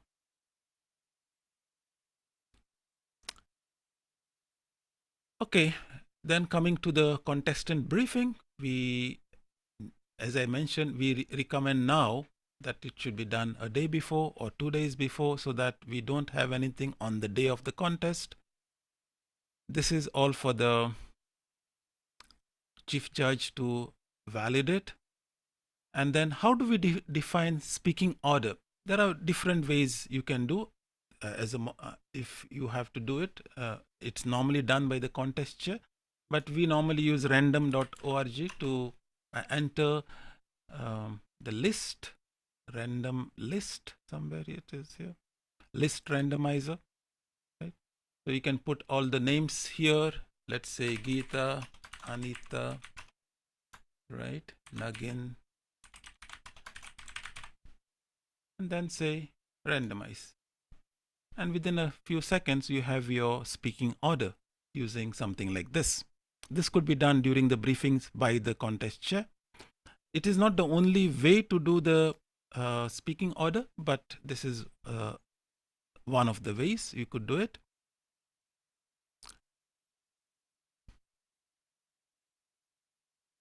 So timing, of course, how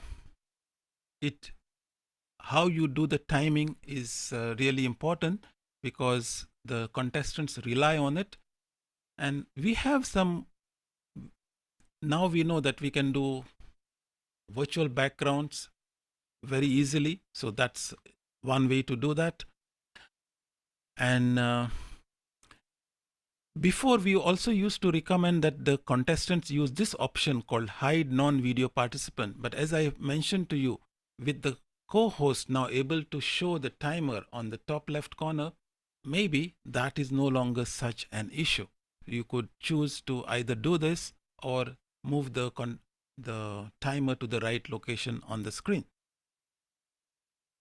And of course, you could always instruct the contestant, if you want to be really sure, pin the video, right? So, and then they don't have to worry about the timer disappearing because it's pinned. Then the judge's briefing part, of course, is already taken up by the chief judge. I won't go into that. And here there are certain guidelines for you to sort of what kind of script that you can use, and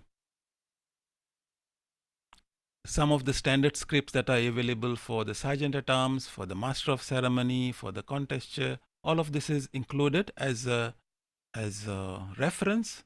You can work on it, but we have provided all of the requirements that you can use. Contestants, of course, they need to familiarize themselves with the online protocols. What's the best way that they can convey their message as clearly as possible? For ballot marking,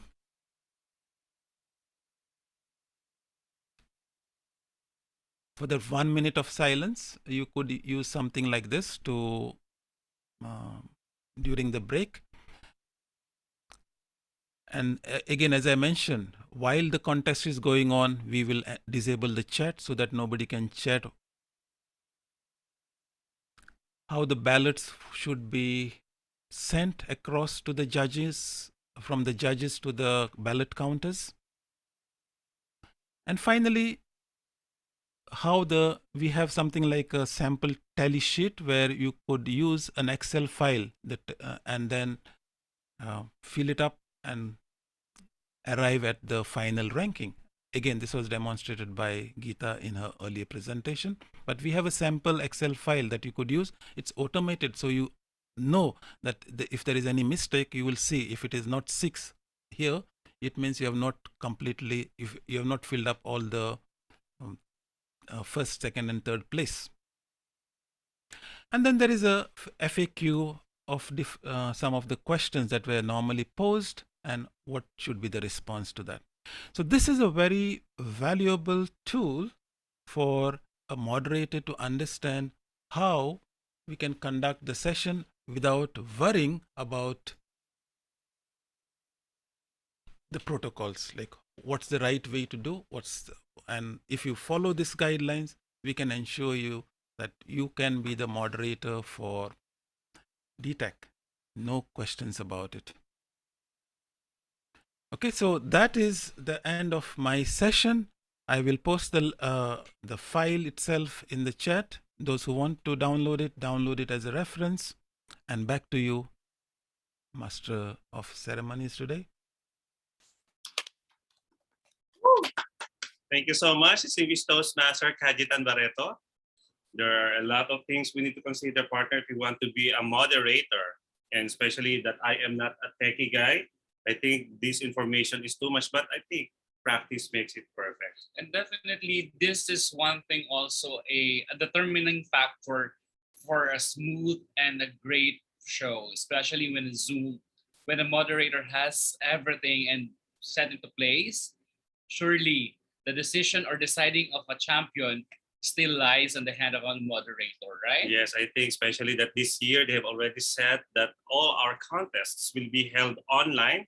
So I think we really need to have this information, the knowledge that was imparted by our speaker, Distinguished Toastmaster Kajitan. Well done, ladies and gentlemen. Now is the part where you will be able to raise your concerns or questions to our presenters this afternoon. Yes, so I believe earlier that there are a number of our audience who have been interacting with our speaker, especially with Distinguished Toastmaster Dr. Gita. Puna Charming. Yes, Puna Charming. Oh my, I love that name. We are only charming, but she is Puno Charming. In Filipino, the Puno means full. Yes. Full of charm. Wow. You're muted, madam. So it's full, huh? That's interesting. In my language, Punu means gold. Gold. Either way, I love it. Okay, I encourage everyone to please raise your hand and ask questions for the panel. So while we're waiting for them, Distinguished Toastmaster Dinesh, our favorite audience. You may unmute yourself, sir, and raise your question now. You're being acknowledged. Thank you, both the presenter. Very informative and good for the before start the contest you presented. We got enough knowledge to be a moderator, to be a judge. My first question goes to the DTM Gita Punchami. What you would prefer during the contest to hiding the videos or even the profile picture too? And if you go yes, then why? This is for hiding the video of who, Toastmaster Dinesh? Yes. Hiding whose video? Yeah. Normally we are putting the off video for the audience in the contest.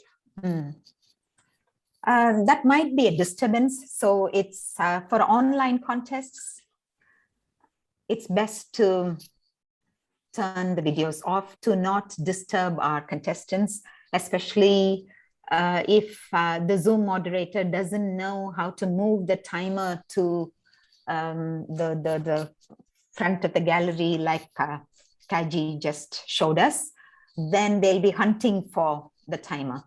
So hiding non-video participants helps to identify the timer because the timer has his or her video on. So it's best.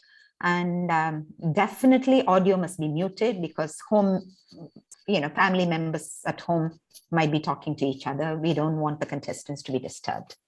So ideally, hiding non-video participants is best for online situations. Thank you. Hiding video by non-video participant is another matter. As a distraction from the audience, as you told, by switching on the videos. So how do you control if the physical meeting and audience we cannot control? So at that time, what the contestant not get distracted? Physical meeting is totally different because we are all in the same hall and we follow the contest protocols, and there's a sense of discipline and enthusiasm and eagerness to encourage the contestants. Whereas in this scenario, online contest, we are at home, so we want to relax. And audience members might get up and walk around, get up, go to the toilet. whatever. So that might be a disturbance to the contestant should they happen to watch them. Otherwise, we have the policy that audience members are not supposed to walk around in the contest hall when a contestant is performing. We have that policy for a physical contest. But here, that policy won't work because suddenly the child calls, the contestant, one of the audience members might have to get up and go and attend to the child. So all these movements on the screen will be a disturbance for the contestants. Thank you. Gita, I have a question. Yes.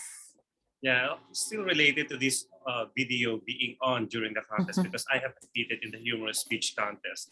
And for me as a speaker in the humorous contest, I'd love to see the reactions or the expressions of my viewers, of my audience. So is it okay if I request, for example, the chief judge or the contest master to have the videos on for the audience during at least the segment of the contest, or at least during my segment? We haven't considered this so far.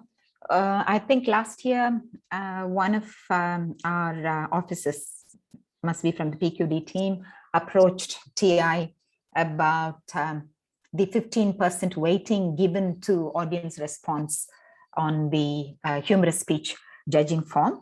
And they said it's up to the districts to make their own decisions. Therefore, we made the decision to deduct those 15 points from the total, and at least for the district contest. And we asked the judges to only mark every contestant out of 85. So this was a decision we made. Again, the same thing holds good. Yes, it's good to see their laughter. I would like to see their laughter, yes. And I'd like to see some relaxed, cheerful faces. Otherwise, I feel nervous. But probably I'll ask our PQD for his opinion. What do you think? Should the contestant request? Should we allow them to have audience videos on? And can I hear from DTM Kajitan first? Because I think it could be a possibility. We need to practice that. Yeah. Yeah, probably so at a club contest. Sorry, Kaji. The main problem is actually, I would say, from a contest management point of view, as Geeta has said, it's the disturbance part, but also because the videos are on, you would be exposed to certain things maybe that will distract the speaker also. So it's really all about balance. Is it worth that risk? Like somebody turning on, and in these days, somebody coming and Zoom bombing and showing something, it will disturb the entire contest. Suddenly somebody showing something on the screen or distracting the speaker because he's looking at the audience expecting laughter maybe for humorous, but actually the person is not paying attention and something else is going on and his speech would get disturbed. So there is a risk. What you are asking is a valid requirement, but you have to balance it against all of these other factors that might happen because it's an online environment. And because of this, the district sort of judiciously took the decision better to keep it like that. And that's, by the way, the TI's recommendation also, to keep the videos off, so that the even though you're not getting the reaction, but you still can just focus on your delivery and hope that behind they are really laughing their face off. It's all about assumptions then, that they are enjoying my speech. Let me add to what DTM Kaji just said. In a real physical contest, half the time what happens, I've noticed it happens for a fact. Each club is trying to encourage their own contestant. Therefore, there's false laughter. And I don't find it funny, but I turn around and just a bunch of people are laughing. None of the others find it funny except for this particular group of people. So that is kind of laughter intended to encourage their contestant and not genuine. So you're not going to get that in the online scenario. So might as well forget about it. So that's not something to gauge your audience by, I'm telling you honestly. Thank you. And I like to address the question from PQD about the bandwidth playing a role if the videos are on. That is actually, from a technical perspective, not true. And in fact, we have big debates about it in the official group because of the same debate that happens here. But the bandwidth is not an issue. The bandwidth only affects that person who has the slow internet connection. It doesn't affect anybody else. So that's a wrong assumption that it will somehow impact. If everyone switches on the video, it will impact the quality. No, it doesn't, because that's how the connections work, because you're connecting from here to Zoom, and then Zoom is sending the message to each and every one of us. So if the contestant's video connection was not strong, if the contestant's bandwidth was not strong, and if they had all the audience members' videos turned on, will their bandwidth get reduced, if I can say that? Will their connection be slower? You have to understand what is the contestant looking, because he's looking at his video. He's not looking at so even if there were 30 videos turned on, like right now, if you look at the screen, there are 3 videos switched on, right? And there is a bar on top, and there could be like 50, 100 people, and all of their videos are on. But it doesn't affect Zoom, because Zoom will only capture what you can see in front of you, and only that video will be sent to the server. So it doesn't matter if the other videos are on, because I can't see them. All right. I see Jamal Shaikh raise his hand. Toastmaster Jamal, please, you are acknowledged. Good evening. This is Jamaluddin Sheikh. Good evening, DTM Geeta Ponnachami and Kazetan, for your wonderful and very informative presentation. I have one question. Question in the sense it's like a scenario. During evaluation contest, there are 6 contestants, and after target speaker speech, 6 will be moved in breakout room.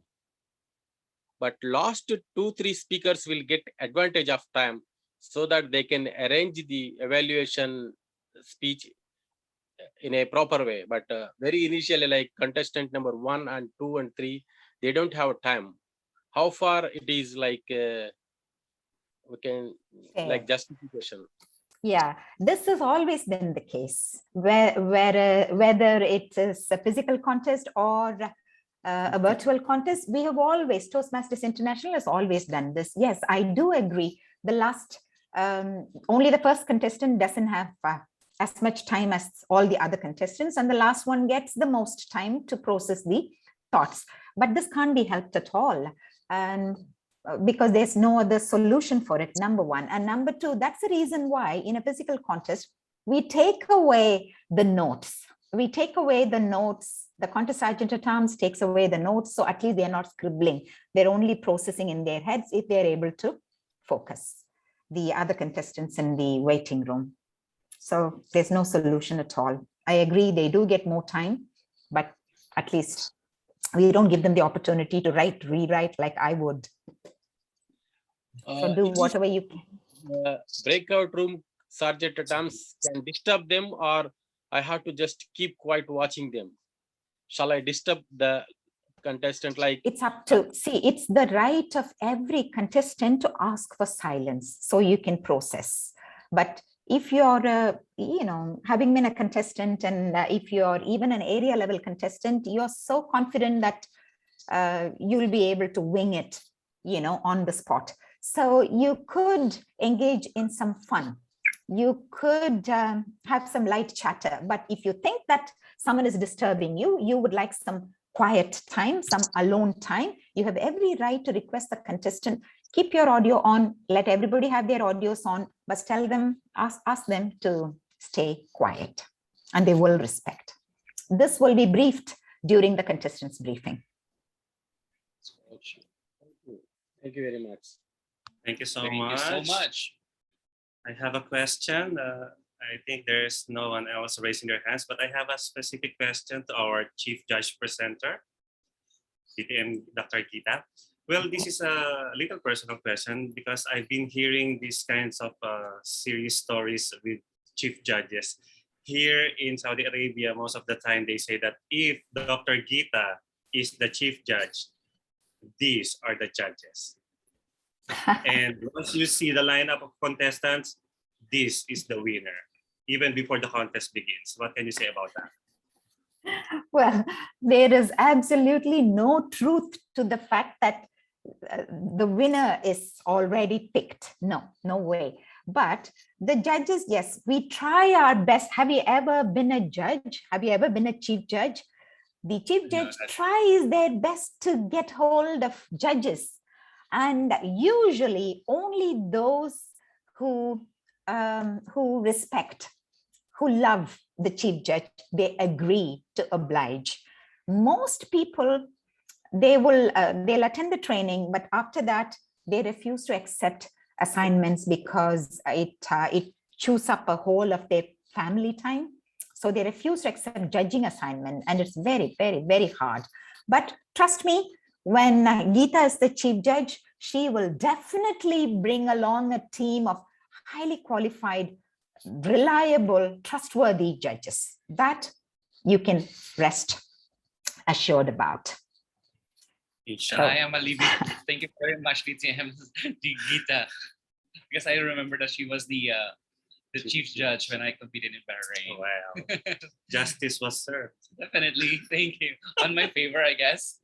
Yeah, see, at the end of the day, even if there is a majority of Indians on the panel, see, they didn't pick an Indian, they picked you because you deserve it. So you deserve it. So they are unbiased, fair, unprejudiced, reliable, trustworthy, everything positive. I guess I have to compete whenever the time that you're the chief judge. Just kidding.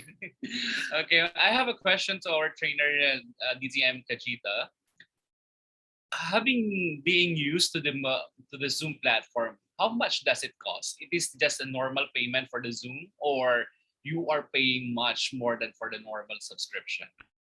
Very interesting, because recently all presidents of Toastmasters International got an email from Toastmasters International offering 50% off on the Zoom fees. In fact, I got my code just yesterday. I haven't used it, but what essentially it gives you is whatever the cost that you would have paid, you just pay 50% of that. So a normal Zoom account is $15 per month. That's like for us around 4 or 5 KD. But with this Zoom code, new code, you are basically paying $7.50 a month, which is like 2 KD a month. So, and that account is good enough for 100 participants, which I believe up to even area level and sometime even to division, hardly you will get 100 participants to join. And then of course, if you want to minimize cost and run contests with that same level of account, and you want additional participants, you could always live stream it to YouTube or something like that. But that's the cost. And if you are a president, you should have received that email, and if you had responded, you should have got that 50% off Zoom code. All right. I think that the code that I have received is for the Lazada, Shopee, and Amazon codes for shopping, because the Black Friday sale is about to come. You're a fan of sales, right? I guess so. Thank you very much, DTM Kajita. I think there's a question from Toastmaster Dinesh. Once again, you're being acknowledged. Thank you, moderator, to allow me again to ask the question. It is not the question, it is a query to the DTM Geeta Punchami.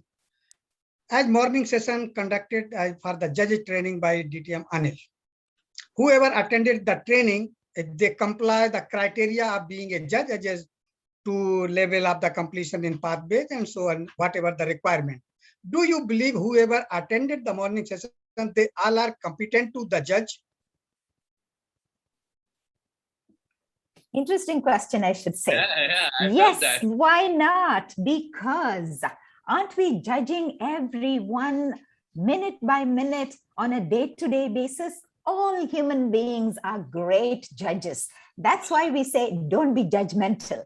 So whether or not they attend training, they are great judges. That's why, but what's important is if we attend training, we know we should not bring our personal biases or prejudices or our heart into our judging. that's why TI says they don't need to be trained, they don't need to be experienced.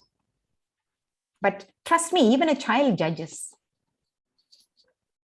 I see. Great answer too. I have another question, the DTM Gita. Yes. Well, in a normal setup of a contest like pre-pandemic without the Zoom, I mean the face-to-face physical setup. So there will be a chief judge, which is known to everyone. And there are these anonymous judges who are invisible but holding their folders and pencils. And then there are the tally counters. Now, I think the normal procedure was after each contest, the tally counters will pick up the ballots from the judges and have them tabulated, right? But now in the Zoom setup, how can we avoid the anomalies? Because again, I've heard several stories where in the normal setup of the contest, there are supposed to be like 7 judges. And then once the tally counter is already computing the scores, there are already 10 ballots being counted. So how can we be sure that there will be no anomaly with regards to number 1, the number of judges, because they are all anonymous and no one else knows the judges except the chief judge. And number 2, where do the ballots go? Do the ballots go from the judges to the tally counter to the chief judge, or from the judges to the chief judge to the tally counter? Because there were stories like that I have heard in this district. So, okay, according to the rule book, all the judges give their, I don't want to use the word submit, give their ballots to the tally counters, either one of them. And, you know, we instruct them to gently hold it up instead of, you know, identifying themselves as a judge. It's obvious in a physical scenario, it's obvious who the judges are, who even the tiebreaker is, because the tiebreaker is supposed to hand over the ballot only to the chief judge, because it's a chief judge who's going to use it if necessary for that reason. So that being the case, if the chief judges brought in 7 judges, there must be 7 ballots reaching the ballot counters directly picked from, reaching the chief judge and the tally counting team, which includes the chief judge and the 2 counters. And they are usually collected by the ballot counters. Okay, so having said that, I'm surprised that there are more number of ballots than there were judges. That has never, ever, ever been heard of as far as my experience goes. There has always been the same number of ballots as judges. Probably if a judge, they had standbys, they had additional judges. So that's how there came to be 10 ballots. That's possible. They had additional. At the district level, yes, you can have 9, 12 judges, as many as you can get. If you can't get it, settle for the minimum. So otherwise, there is no discrepancy between the number of judges and the number of ballots. That's never happened unless and until there are additional judges. Does that answer the question? yes, that's the first one. But the other one is, does the ballot go first to the tally counter? Yes, or to the? It's the responsibility of the tally counters to collect. And it's also, except for the tie-breaking ballot, which is collected personally by the chief judge. And this, of course, the audience members are observing, contestants are observing. In a physical contest, this can't be helped at all. There used to be a time, all these rules came about recently. There used to be a time, I was looking for that badge, I have it somewhere here, when we used to wear badges saying Chief Judge International. And then occasionally contestants have come to me and tried to soft soap me. Because, you know, during coffee or whatever, they see that I'm wearing judge. We used to make this mistake. I have badges here which say TM Geeta Punachami Judge International Speech. So then we wrote about it, about contestants buttering up or muska polishing. And then they changed the rules. Rule book is being changed every year. Thank you very much. And the tallying is done by the 2 tally counters. One calls out, the other enters. And the chief judge is looking to make sure that the entry is correct. They're not entering ranks, but points. And both of them total up, both tally counters add up the totals. and the chief judge is the third person to add up the total and to ensure, there's a huge conversation happening with each other. So this should never be done alone, like sometimes it's done in online contests. They do it alone and give it to the chief judge, you check, and then they go to their kids or whatever. It should not be done alone. Thank you, DTM Gita. Thank you very much, DTM Gita, for that insightful comments. I saw DTM Khalid Abdullah, you're being acknowledged. Please ask the question to the panel. Thank you, Master of Ceremony. The question is for DTM Kajetan, just to keep him also busy. For the timers, we usually see during the contest, and you've been with me, DTM Kajetan, for most of the changes during the contest. We get creative each and every contest because we learn and then we just try something new. I noticed there is a shift between how we used to deal with timers. We used to have only one timer opening his or her video, and then the other timer switching off the video. And only when there is any issue, the backup timer would switch on the video. But lately, we've noticed that both of the timers are keeping their video on. And sometimes even there is also a third standby timer as well, just next to that. And what do you think? What is the best setup for that? Should we have two timers? My recommendation is what we had gone to, and which you mentioned in the first scenario, that is only one timer video should be on. The other timers should not switch on their videos because it will be confusing. The signals will come suddenly, this turns green, after a few seconds that turns green, and the speaker would get confused. So other timers should be instructed very carefully not to switch on their videos. Monitor the timer. If they notice that the video disappears, then the timer 2 comes on in the picture. And if in the worst case scenario, if that goes also, if you have the third timer, he will switch on, but they should not switch on their video unless the first video, the timer has some problems. I don't know if you can read it. Can you see CTM Gita Punichami, judge? My goodness. I'll be offering you tea and some cookies. Exactly. And if you know that I love sweets, you could give me some sweets. Thank you so much. And now we're down to our last question from Division Director of Area 6, Toastmaster Marisette Morales. Hello, good Fire evening. away. Yes, my question goes to DTM Dr. Gita.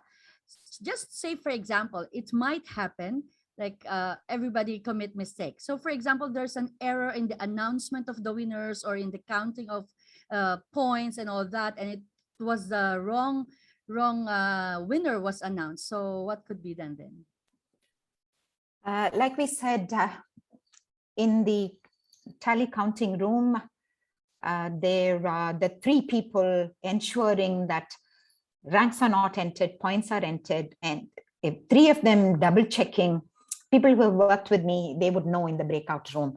Nirmala's here, double checking, triple checking that totals are correct, points are entered correctly. Twice we would ensure. So after having done this, because Toastmasters has this practice of announcing the third placer first and then the winner last, sometimes the contest chair makes a mistake. Has it happened ever? Not that I know of. And announces the top place. I mean, whatever is written at the top of the list as the first placer. That's why it's important for the chief judge to stay back and not to go home, to stay back, and for the tally counters to stay back and to intervene. That's why the rule makes provision for this. To intervene should the contest chair announce incorrectly. So all these, what do we call it? Checks are in place. So there cannot be a mistake. But if it ever happened that the chief judge went away, the tally counters went away, and the contest chair in their tiredness by the end of the day made a mistake and announced the winners wrongly, after the contest, nothing can be done. Too bad. Results are final. Sorry. Your luck. Tough luck. Better luck next time. It's never happened, but if you want to visualize it, after the winners are announced, it's final. Yeah, there you have it. Thank you so much, Dr. Gita Ponichami and the distinguished Toastmaster Kajetan Barreto, It was such an informative and entertaining afternoon, partner. I was really intrigued on the using the Zoom platform that much because I thought that we can just use the Zoom platform for this instance. But thank you very much, DTM Kajitan, for such a very, very informative session. Well, actually, I still have a lot of things bothering me right now, and I would like to ask them to DTM Gita, but unfortunately, we're running out of time. So for those of you who still have some questions you want to ask, you may want to keep in touch with Dr. Gita or DTM Kajitan to answer your queries. Meanwhile, we are ending this portion, and we would like to request the DIT to present our certificates of appreciation to our presenters this afternoon. Starting off with Distinguished Toastmaster, Dr. Gita Ponicharming. Thank you so much, ma'am. The certificate is proudly presented to Distinguished Toastmaster Gita Ponicharming for imparting valuable insights during the Judging and Chief Judge workshop.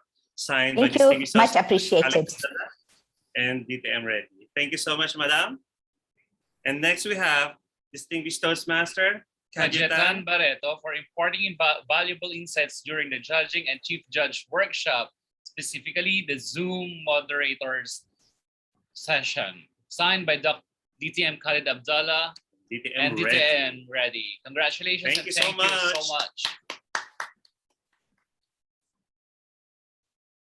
Thank you, panelists. And now to present the other certificates, may I call on Toastmaster Unni Krishnan.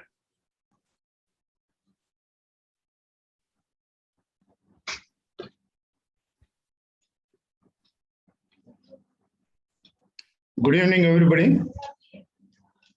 We had a wonderful session. I hope everybody enjoyed it. Yeah.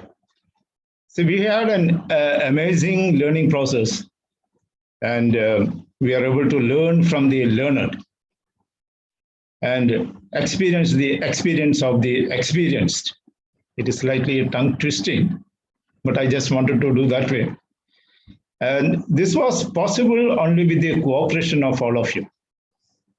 And now is the time to recognize the efforts of our organizing team. They have done a great job, no doubt about it, a relentless work, and they have allocated time in their busy schedule to make this event a great success. And I should congratulate all of them for having made this event a great success. Now, I will read out the names of our organizing team. The first person in line is our educational head, Toastmaster Priyanka Purohit.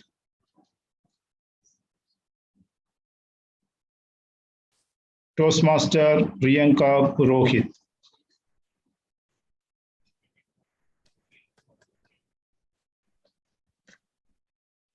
Thank you, Priyanka Purohit, for your wonderful cooperation.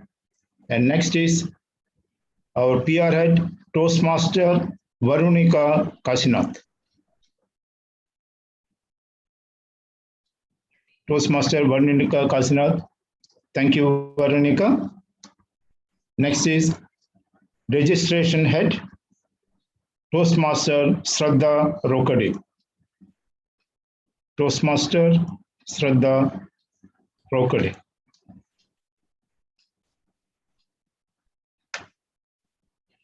Next comes our IT head, Toastmaster Shaima Shakib. Toastmaster Shaima Shakib. Thank you, Toastmaster Shaima. And we have two IT heads. The next one is Toastmaster Abdulaziz.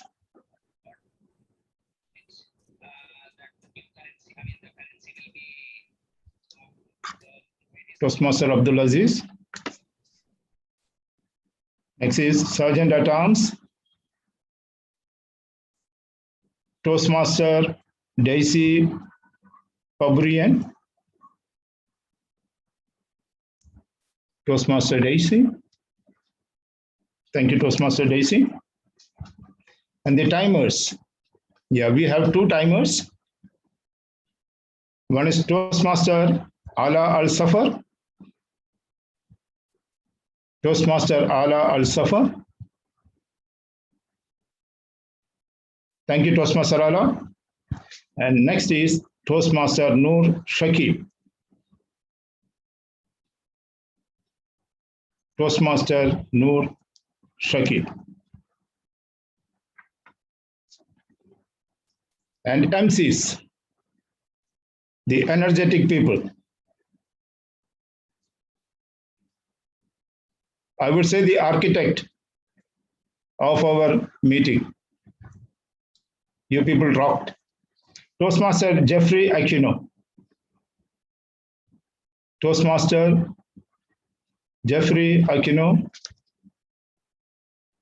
And Toastmaster Ricardo Chudian.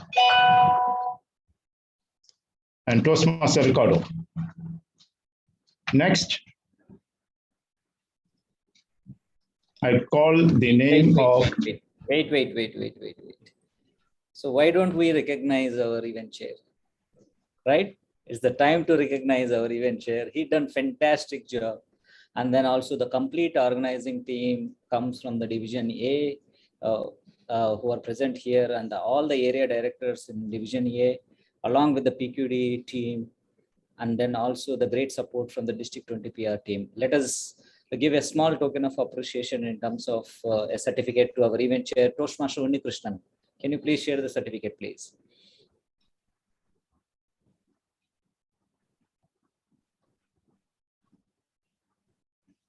Toastmaster Unni.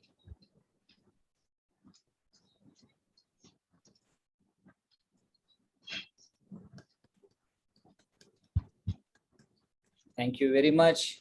Thank you, Toastmaster Unni Krishnan, for wonderful job. I think we can give it back to... Yeah.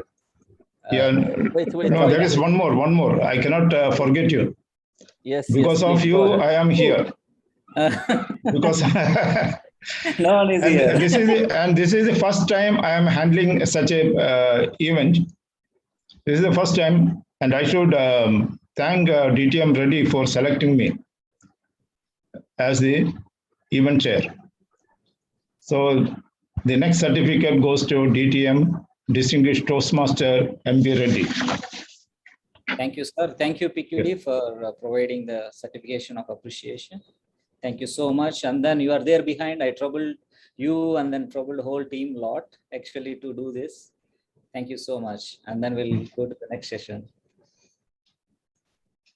Okay, thank you very much. Yeah. Okay, now over to the vote of thanks now. Yeah. Back to MCs. Back to MC. Thank you so much, Toastmaster Unni and DTM Reddy. Well, we really need to acknowledge and appreciate everyone who took part in making this event possible.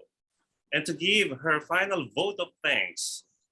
Definitely. Once we reach vote of thanks, we are really happy because we are at the end of the program. But it is a must for us to listen to a spectacular lady that I have known for quite some time when I was there in Bahrain. And she is a formidable presence. When she has her TikTok posted on Facebook with her passionate and fashionable outfits every time, no doubt she is a crowd getter. Yeah, she's a lovely person, charming, and she's a current president of the Pikma Bahrain Toastmasters Club. Ladies and gentlemen, let's all put our hands together for Toastmaster Daisy Paburian.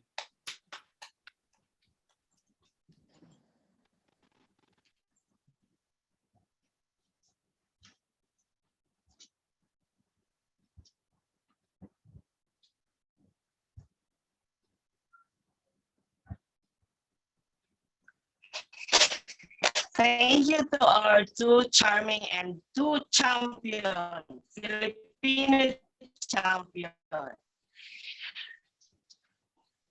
Honorable guest, our district trio, District Director, Distinguished Toastmaster Alicia Latuala, Program Quality Director, Distinguished Toastmaster Khaled Abdallah. A growth director, distinguished Toastmaster, fellow Toastmasters. It's my best program.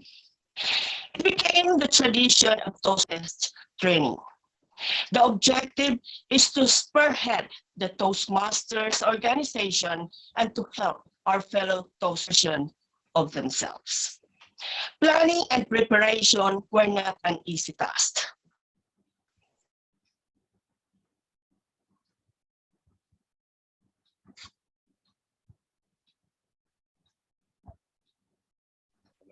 I think we lost the signal of Toastmaster Daisy, but we definitely not lose her, right? Yes, that's what happens when we are in a live show, ladies and gentlemen. So I think we need to consider what DTM Kajitan was talking earlier about the bandwidth of our internet. It doesn't matter whether you are the MC or the chief judge And or a contestant. There's a good news. I think She's back. TM Daisy, please. Carry on.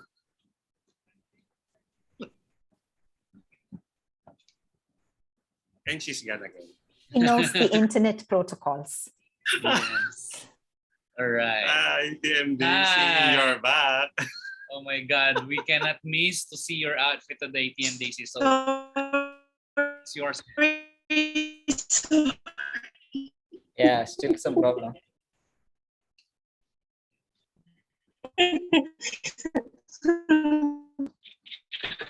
Thank you. Thank you for the invitation.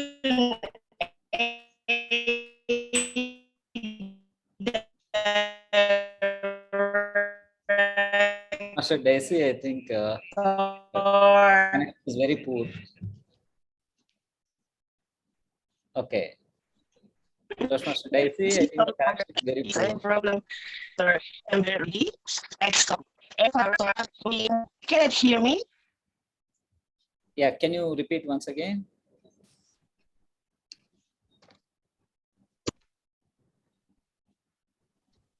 I think maybe if someone can just take over, Dad, maybe you can do we'll the give move. I believe Toastmaster JT would just like to thank everyone for being with us today since morning. Thank you so much for sticking with us. I'm sure that we all have learned a lot.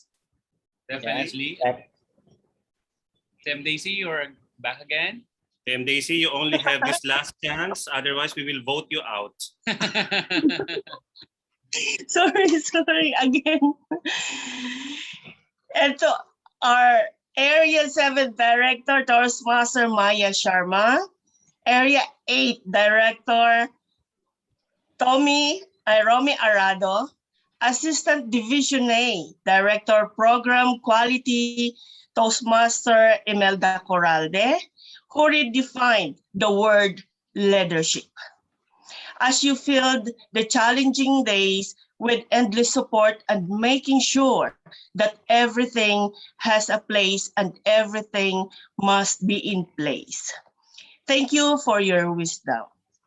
I also like to express our sincere thanks to our District 20 Admin Manager, TMBG Jitens, District 20 Finance Manager Toastmaster Shaber Kutbudin, PR Manager Distinguished Toastmaster Aling Paul, for opening your door, providing full support for the program.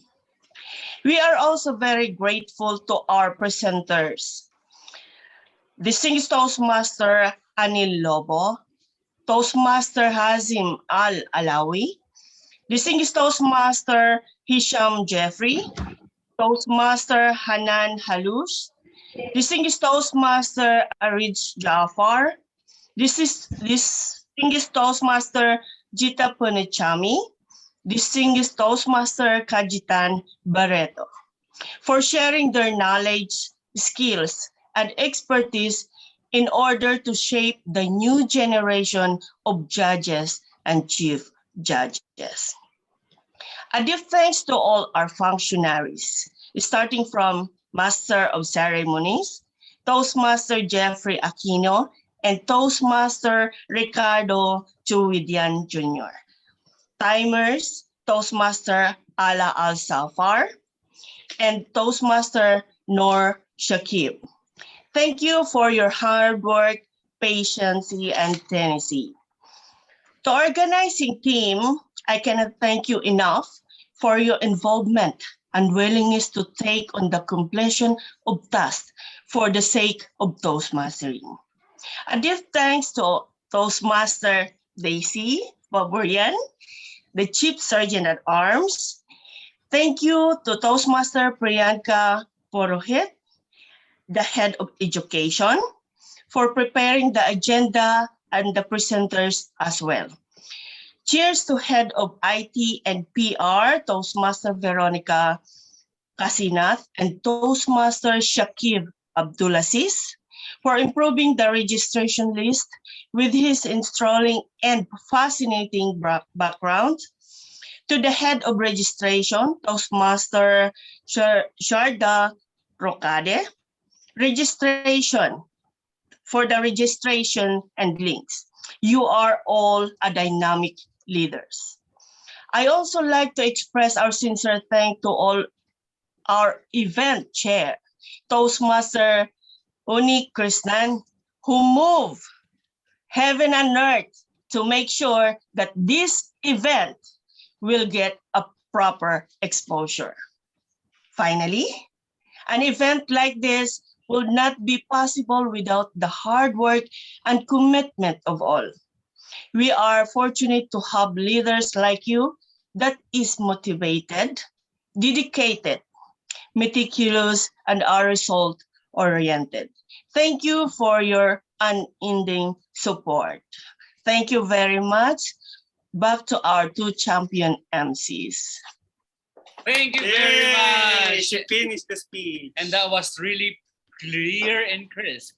Thank you very much, TM Daisy, and I hope to see you there. And we hope to thank also the provider of the internet, the Wi-Fi, to Toastmaster Daisy. Thank you so much for saving all our lives. Definitely. At the end of the day, everyone must be acknowledged, and your role is equally important and significant, and I could say essential to this event. That was a teary-eyed performance, the TM Daisy. Congratulations. Yes, partner, I think we have had enough for today. No, and we don't want to end it. But more. You know, this is such an amazing and wonderful day for all of us, having learned from these distinguished speakers who shared their knowledge about judging, about contest preparations, about chief judges, about moderator. So what else can you ask for? I cannot end this. I think PM Dinesh has still questions in his mind. You're free to go. Just kidding, ladies and gentlemen. I don't want to hold your time because it is getting late. Well, we would like to thank everyone, especially Division A, for conducting this event. This is such an important event for all of us, and thank you. And entrusting this to us to be your masters of ceremony. It is such a great pleasure to see each dignitaries, presenters, and of course, my fellow Toastmasters in my most beloved district, the District 20. Thank you for the warm welcome. And thanks everyone for having this and for having us. This has been the speech contest training powered by Division A. This has been Toastmaster Ricky. And this is Jeffrey De Vera Aquino, your Toastmasters, Masters of Ceremony, saying thank you very much. And masalama, goodbye. Good night. Thank you, Ricky. Thank you. Thank you, Jeffrey, for wonderful job. A big round of applause to both of them. Keeping live